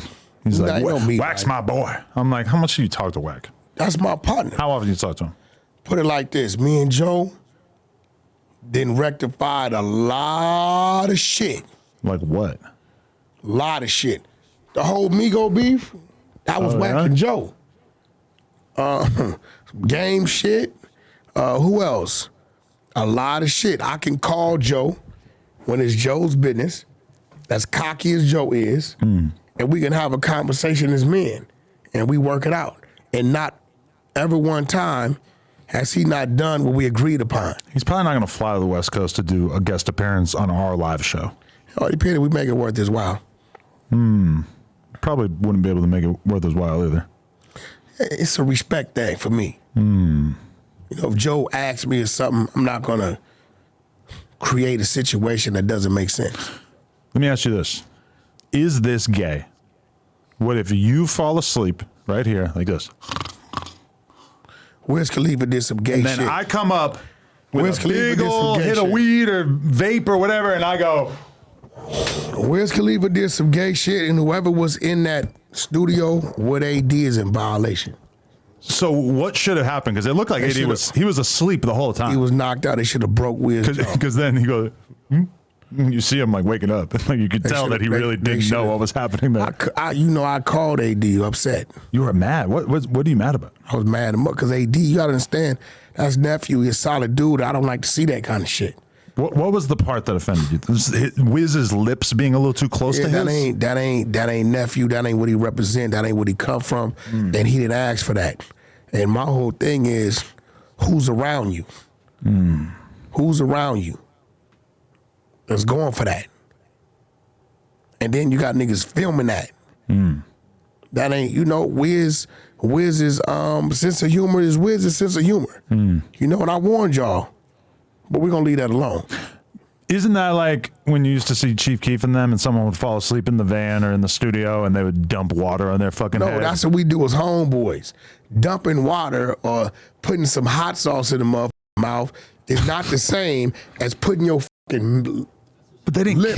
kiss. His face was still a few inches away from his face, right? No, he's right there blowing smoke. Okay, but if he touched his lips with his lips, I would agree with you. If AD would have been up and Wiz walked up on him to blow some smoke in his face, He would have moved. AD would have slapped the shit out of him. Probably not. He probably would have just moved. Nah, he don't give a fuck about. Yo, listen, I don't know what y'all think. We from where we from. Niggas ain't giving a fuck. You cross that line, we gonna handle you like that. You can't walk up on no real motherfucker and blow smoke in his face from 1.5 inches away. By that same Violating logic, his space. isn't it a violation to fall asleep in the studio? Not to cast judgment or anything, but is that that's not why proper I behavior? was upset with AD because Oh, you're upset with him. I thought you were saying you're upset with Wiz. no, Wiz being who he is. I can fall asleep out there. My team is with me. I'm responsible for them like they're responsible for me. Right. You understand what I'm saying? So they're here to prevent gay acts from happening to you? No, we here to prevent anything. We here to prevent anything for whatever. And if they feel like, yo, bro, this ain't the environment to be in, get the homie up, and we gonna move him somewhere else. So, end of the day, I told him like Neff, I don't know who was with you, but you need to keep better company in them environments. Because he is somebody. And he's somebody we care about both sides. I'm falling asleep in the studio a few times. I mean, but you don't give a f. I don't think I ever got doused or... I think one time somebody tied my shoelaces if the together. homies hit you with some water or See, that would make me way more mad than the weed smoke being we blown don't in my mind face. you being mad. That's a symbol of the horse playing homies do with each other. But we are not going to get 2 inches from a homie face and pucker our lips up and blow smoke in his fucking nose. I don't know if he was puckering. How do you blow smoke? With your mouth open. I don't think it was a...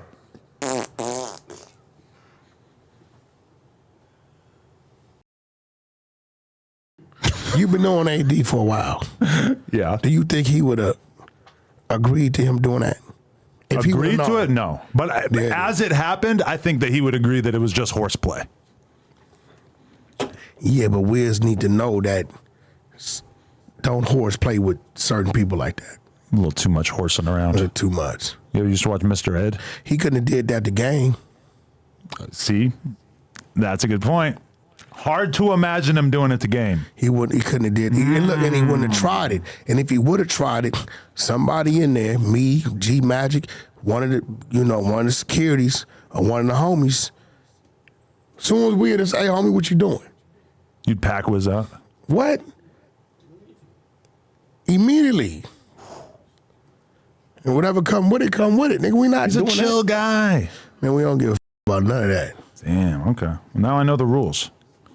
Yeah, we not doing that. Okay. No smoke in the face. Didn't know that it would be such a violation. When I saw that clip, I didn't think anything of it. Then I see a version of it on Twitter with 4 million views. I'm like, what the f? You have a gay state of mind. You're right.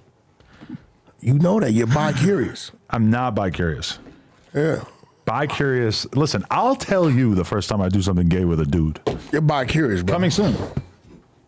What? Got some shit in the works. This nigga crazy. Are you familiar with Lil Boom? I keep seeing his name. It's a crazy arc. You want me to tell you how it went down? Well, what did this dude do again? So Lil Boom, if you've been, because you've been to Jersey and did Axe podcast Only Lil there. Boom I know was Squiggly Lane Bloods, Pasadena. I promise you, this is a different Lil Boom.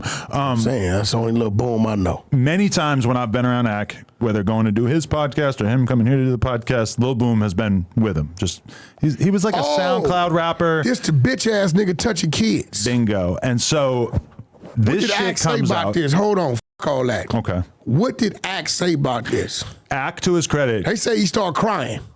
Okay, that kind of came later. At first, I think Ack was trying to have his back. Then the videos started coming out, and Ack basically more or less disowned him on stream and let him know. It was like a 5-hour stream, so I didn't watch it. But I stream. heard from quite a few people about this weirdo.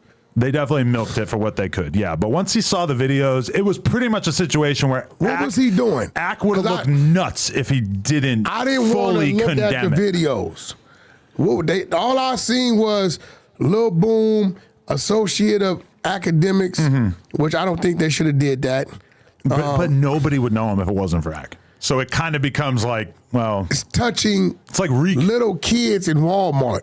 So my first question was, where the f is these parents at with these kids? In some cases, the parents were like right there, and he's like walking by them and kind of touching the girls while like the parents or the older sister or whatever is like there. I didn't go like super in depth watching this shit, but some of the clips, like especially once you view like all the clips, it's pretty obvious that this guy was just straight lurking around the Walmart copping So he's feels. coming, and this is over a period of different days. Yeah, and also like So he goes to Walmart to get his rocks off, find some kids to touch on. basically like you could imagine that this would be kind of a difficult case for the court to prosecute, right? Like you'd have to have pretty glaring evidence in order to be able to get a conviction, right? He pled out to this shit. Like when you see the videos, it's impossible to deny. And he's like creating a weird web of lies and How excuses. much time they give him? He didn't get any time, I don't think. He just got like probation or some shit. Probation. And he didn't get Hey, where this clown at? Where he at? What street? Florida. He didn't get the sex offender label. What part of Florida? I'm not sure. Florida ain't going for that shit. Yeah. They It's ain't pretty going for wild, that bro. shit. That's wild. Flacco was going nuts defending him before the video came out too. Still So to now- this day though, it's just like So what's Flacco saying now? now he's condemned that behavior. It's just hard to wrap your head around. Like, what the fuck are you doing in there? Like, why? And if That's a sickness. if you did this once or twice that we've seen on video and you got caught, how many other times did it happen? And when's the last time you did this? And Oh, he's been doing it. Like he probably go to parks. He probably go to all kind of places doing this shit. yeah. And he just he feels on him and walks away.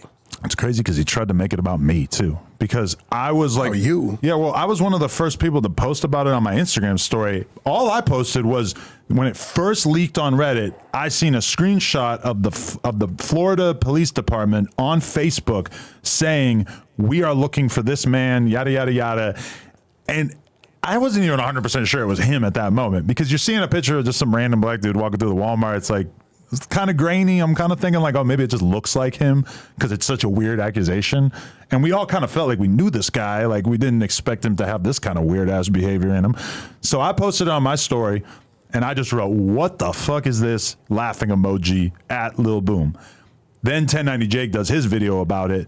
And when 1090 Jake did his video, he kind of like acknowledged that he found out about this from my Instagram story.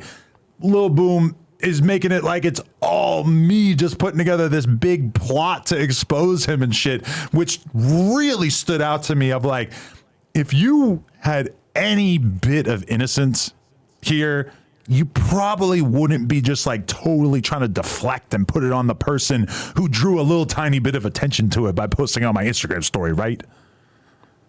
I don't know what his future holds from here. It's kind of hard to imagine that anybody is going to stick around from his fan base, I guess you could say. So is Axe still doing business with him?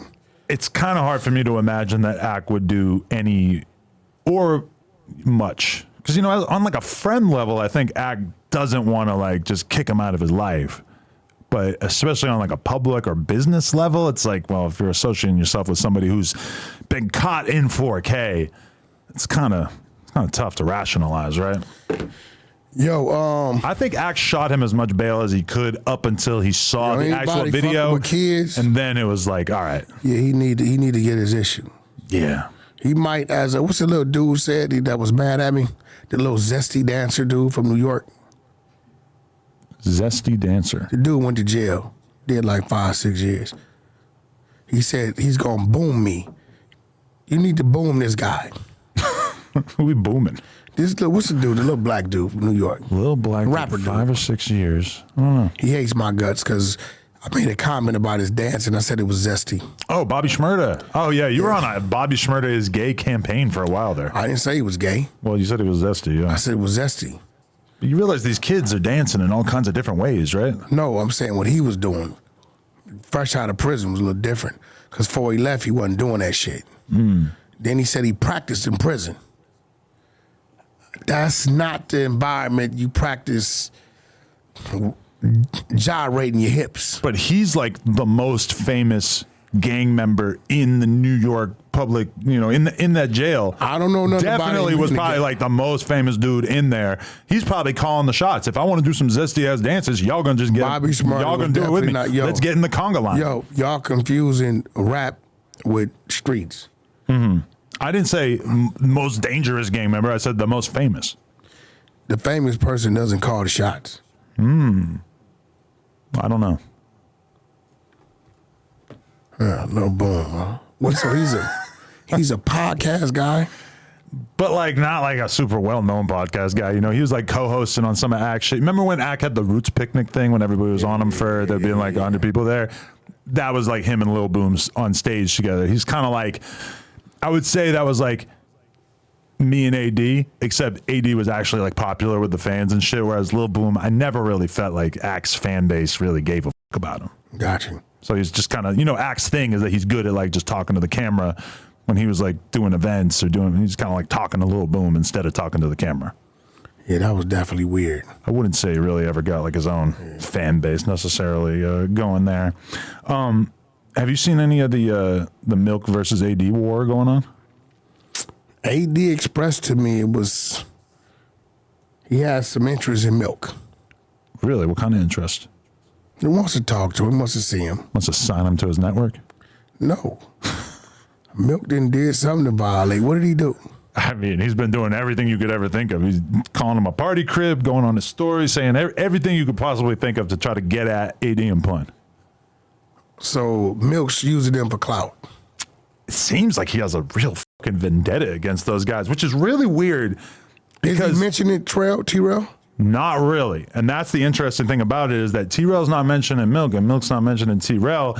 But meanwhile, because he was just on back on Fig like a month or two ago. And then now he's going nuts on AD and Pun, which is kind of hard to square it. Like, how are you supposed to be like doing the back on Fig thing and then you also going at like his best friends? That's a little different. Yeah. Who started it? From my perspective, Milk. Milk just started calling AD out of the middle of nowhere. I don't think AD really did anything to defend him or anything. Well, hey, look, man, maybe Milk's doing what he got to do to keep his clout going. I haven't heard too much about him. Yeah. Personally, I haven't. So, maybe he's just jump starting his shit. Maybe he got something up his sleeve. Yeah, I don't know. It seems like he's emptied out the clip on whatever he has for AD, but possibly. What is going on with 42 Dugg and you? He clapped back. You said Offset ran his pockets in the studio. That's not what I said. What'd you say? I said, you tried to leave the dice game. Offset wasn't going for it. He went outside. He was walking away. I hear Sharp said some more dumbass shit. What did Sharp say? Something about tapping pockets. He didn't know what that was. Well, maybe it is. I don't know what a bunch of little pimp shit he talk about. So what tapping pockets is like, I'm gonna rob you, but it's like metaphorically, I'm like figuring out if you have anything to steal. 42 Dugg had a bunch of money in both his pockets. He got skinny jeans on, so both down his pockets. Offset didn't take too kind to him walking away from the dice game when it was Offset dice. He was hitting 20,000. So you can't just walk away from the dice game? No. That's a violation? We're shooting dice. See, when we got there, this is the last day of the Lil Baby tour. And I seen Offset pull up to the show. I'm like, Neff, let's get a song in with you and Blueface. He like, get Pete to open the studio, we do it tonight. When was this? This was 2019. Oh, okay. So things went bad after that with Blueface and Offset. Dugg, Blueface, Dugg, Lil Baby, Young Miami. 2019, 42 Dugg's like not even famous yet, right? Not at all. He's just on the run with us. Right. Young Miami and Marlo, rest in peace. That was the lineup. We're doing venues like 3,000 to 5,000 seaters. So when I get there, I warn Blueface, don't go with them dudes on no dice game. He's professionals with this shit. Blueface go over there, 45 seconds, he lose 5,000. They betting 1,000 a row, 1,000 a side bet. Blueface come to me, give me 10,000 negative. We're here to get in the studio and work. Let Offset do what he doing. By the time he's done, he can come here and lay your verse. Did you have $10,000 cash on you? We had a whole bunch of money. We on the road, a couple hundred on us. I just wasn't gonna give it to him. Yeah. Right? Because I knew it wouldn't stop there. You know, he comes in, he's laying his verse, he's doing what he do. I believe Yachty, they might have been there that night. It was a full house. But when we got there, Offset was like 20, 25,000 in the Dugg's pockets. By the time I come back 30, 45 minutes later, Dugg is 20, 25,000 in Offset's pockets. Now it's Offset's dice. You never been a dice shooter? You never got into this? No, I don't fuck with that. Okay. We ain't doing that. So now it's Offset's dice. Right? And he say, fuck the 1,000 a shot, 5,000. Dugg said run it. Offset hit 7. Nigga, let's go. Another 5. He hit again. 11. He 10 back. He only got about 10, 15 of his money on the ground. Dugg picks his money up and walks away. If it's Offset dice, you can't walk away from the dice game. Oh, so like his turn at that moment. Okay. Because when you was into him, he didn't walk away. So I'm watching Offset. Offset is in disbelief. That he would take off like that, yeah. He picked up, it was like 3 or 4 of them, and they went out the back door. But there's not really turns. It's just people take turns on who's throwing the dice. No, it's 2 people. They shooting. It's Offset's dice. Back and Until forth, he right. crap out, it's his dice. Crap out means what in this case? So if he rolled a dice, he hit 8. His point is 8. Okay. Right? He gonna keep rolling till he hit 8, but the whole time they side betting. 1,000 out 6, 8. He may roll the dice, hit a 6, right? Or whatever the he winning on his side bets, right? The minute he crap out, before hitting that 8, then it's Dugg's dice. As long as he hitting his point, or he hitting 7 or 11 on the first roll, it's Offset dice.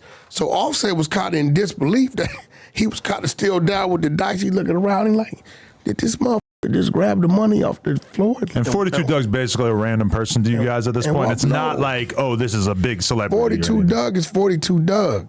You know, everybody always knew who Dugg was. He had his respect going on in the streets. It was 42 Dugg. Okay, I don't think I knew about him in 2019, but so he walks out the back door, walks out.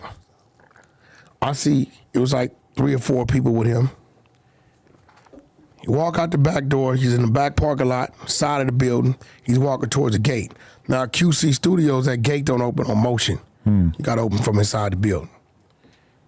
Offset jumps up and trails behind him. I come behind him. I got a few of the schoolyards with me because we on tour, right? you're looking out for Dugg. I'm looking out for QC Studios. I'm looking out for Offset. I'm looking out for everybody because the studio's open because of me, right? Offset walks right up, and Dugg's walking away from him, grabs his left pocket. His money bulging out of it. He didn't take the money out of his pocket, right? I don't know if he was attempting to take it or he was just trying to turn him around or what it was.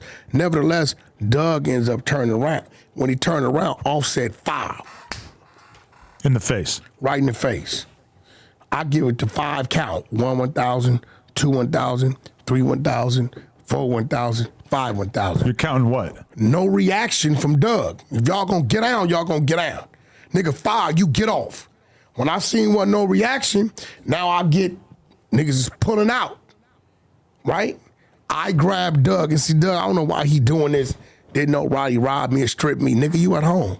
You signed a little baby QC. But nobody there to rob or strip you. Nigga, this wasn't about no thing about robbing and stripping you. You at home, nigga. You at QC Studios. It ain't that type of party.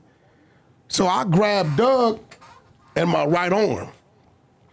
I got 3 or 4 Dugg homies right in front of me. The gate behind them.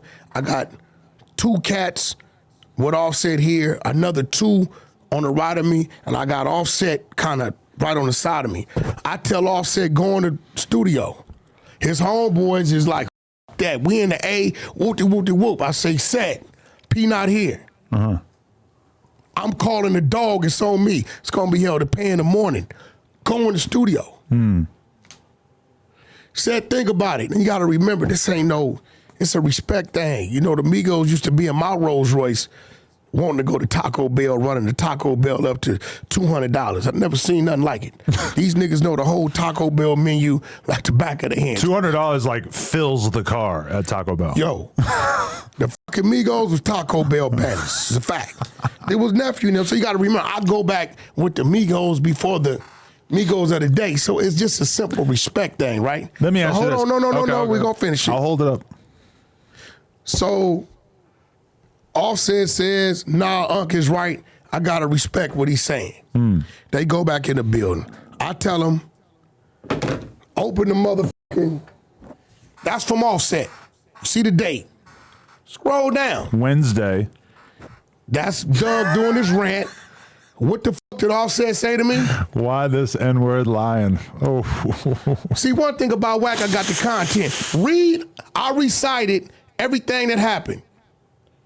Right? This is a fact. Right? Oh, man. So, Dugg's in my right. I was going to say, it's very telling that Offset hasn't reacted to this, but now I see his reaction. Yeah, right? You see it, right? Holy shit. Okay. Yeah. So, I got Dugg in my right arm. Yeah. Dugg's not in my arm under pressure. He's in my arm because if I got his people in front of me and they like that, I figure they not gonna fire because he's in my arm. Right. And Offset them out of respect to me ain't gonna fire because I'm there. So Offset them respect my wishes and go in the building. I tell them open the fucking gate. They open the gate. I ask Dugg's people to go to the car. They hesitant. Right? I say, you all right. Dugg ain't fighting or struggling. We ain't got no issues. I'm doing what I'm supposed to do to keep this building right, to keep Offset right, to keep any of these young black kids from getting killed tonight, right? Because everybody wasn't neither side no punk. If I gotta call it, the only motherfucker punked out was Dugg when he didn't respond to getting fired on. Right? But maybe the nigga ain't a fighter. He a little dude. I can respect that. He got a reputation that's cool. Right? So they walked out. I walked Dugg to the gate, let him go, and they closed the gate. And from there was a domino of other things that happened, but that ain't got nothing to do with what actually happened that night. Was Offset predisposed to not have respect for 42 Dugg because he's looking at him as signed to an op because of the Migos' famous beef with Lil Baby that tore QC apart? So here you go with some dumb shit, and ain't nothing tore QC apart because QC still standing together firm and tall, right? QC's fine. I'm just saying their biggest artists at one point had beef with each other, and 42 Dugg clearly had a side that was not Offset's side, right? Missing the point. See, you sound like a dumbass. I'm just wondering if that predisposed him. I just told you that Dugg is at QC Studios, and they're all shooting dice. Right. But he might have had an issue with him in the back of his mind, right? Nothing to do with, see, what you don't understand is... I'm asking a question. I'm not telling you that's how it is. The problems all started from that event. That's how everything started? That's how everything started. Wow. Wasn't no motherfucking issues. Okay. That's how it started. From that, Dugg them got get back, whatever, and then something else happened, and then it led to the Offset situation at the club. It started with that event. This is the nexus of all this shit. Wow. Now you gotta ask yourself, if Dugg, you didn't get robbed, which he didn't. Nobody took your jewelry, which they didn't. You gotta ask yourself, why did you retaliate? Why were you retaliating? Your jury wasn't touched. They didn't take the money from you. You got punched. Bingo! But he's saying it never happened. See? What the fuck is it to retaliate? That's what happened. You were retaliating from the goddamn punch because your jury wasn't touched. I wasn't going to allow that. What made you want to bring this to the table? No, somebody just asked me about it. See, here go the thing, bro. Check this out. The truth can never be considered disrespect. If a motherfucker asks me a question, I'm answering the question. Right. As long as it doesn't incriminate or send a motherfucker to jail, no shit like that. It's just a motherfucking, me answering the question. Some shit may be my opinion on the situation, which we all have one, or some shit may be because I know. But you're not no dummy. There's only one reason why you would want to retaliate. I just read those Offset texts, so I'm sold. Hey. Sometimes I don't know when you're trolling, but reading those texts, yeah. You want to read them all? I mean, sure, yeah. Send me the whole archive. Send me every conversation you've ever had with Offset. I'll go through it and I'll make a YouTube video. Let me show you how real this is. Let me show you how real this is, right? Somebody needs to steal your phone. No.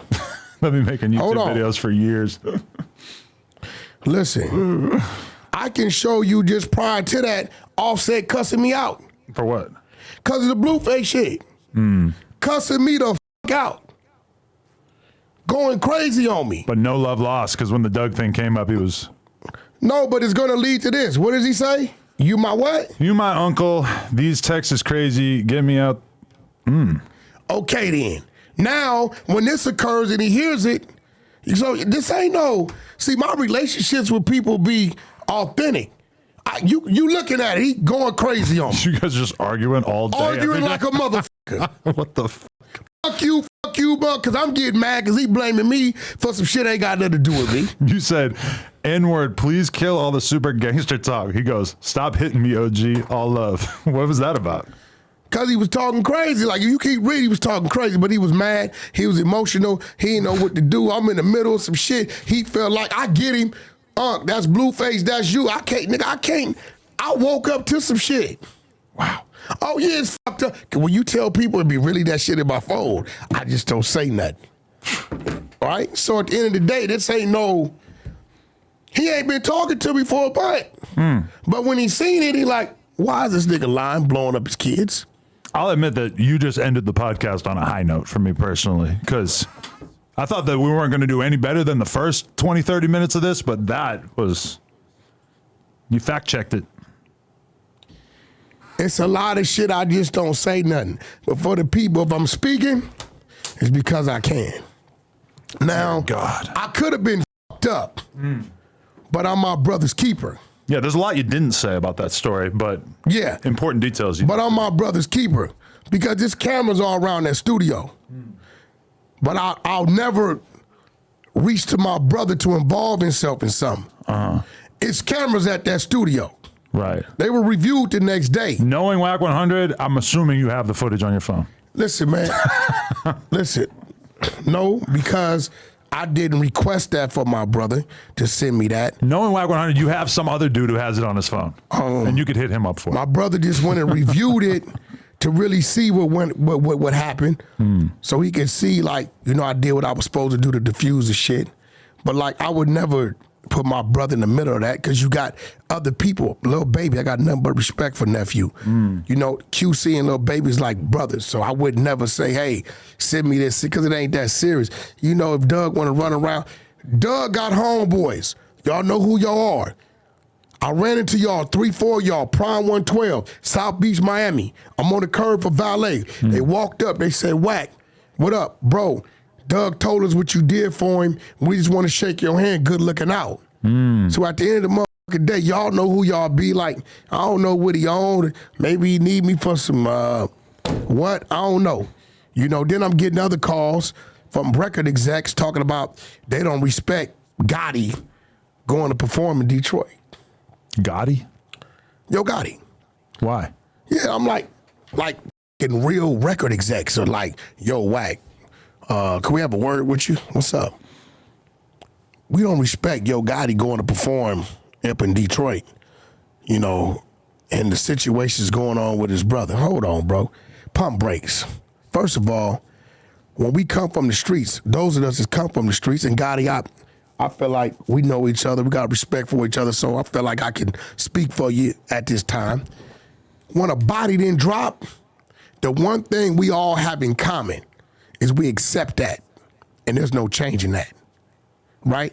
Now, Dugg and Gotti got business. He's somewhere intertwined in his label deal. Somewhere in there. Always been like that, right? So if this was a prior obligation before his brother was murdered, now my brother's murdered, he's either at the morgue or he's at the mortuary. And the things that's going on with him, his mother and other people are probably doing. Obituary, you know, the casket gonna be whatever. Gotti probably gonna take the role of making sure everything's paid for. Gotti's real role comes down to when it's time to secure the funeral. Right? What the fuck you want him to do? Walk around his mansion, thinking about it, reminiscing, looking at social media to where he might fuck around and get a thought to do or say something that maybe he shouldn't? I think him going to A, support his artist, showed that he's a stand-up man and he know how to deal with this shit. 2, I believe that was great mental therapy for him. I've done both. I've had someone close to me die, and I spent days sitting around the house sad as fuck. What did it do for you? Nothing. And I've had people die where you take your time to, you know, remember them and shit like that. But realistically, I'm out the house same day. I'm just like, I'm back to work. That's it. Yeah. So, you know, end of the day, shout out to their family. Shout out to Yo Gotti. Shout out to both sides. Once you've lost dozens of people, like once you've lost enough people. Yeah, it's what it is. It rolls off for you. Yeah. It rolls off for you. You know what I mean? At the end of the day, I tell people, yo, bro, we're in the middle of a situation and a motherfucker hit me the right way. You see it's over with. Don't wait for him to hit you. Get on. Nothing gonna stop the hustle. You gotta keep going. That's just what it is. It's just what it is. Adam and Wack. Episode 24. See you next week. You guys are gonna lock in without me, apparently. West up. My word. West it will side? not be a big alphabet bashing. Okay. Appreciate you. Adam and Wack over and Ain't even worthy of me saying his name. Big Yusufer.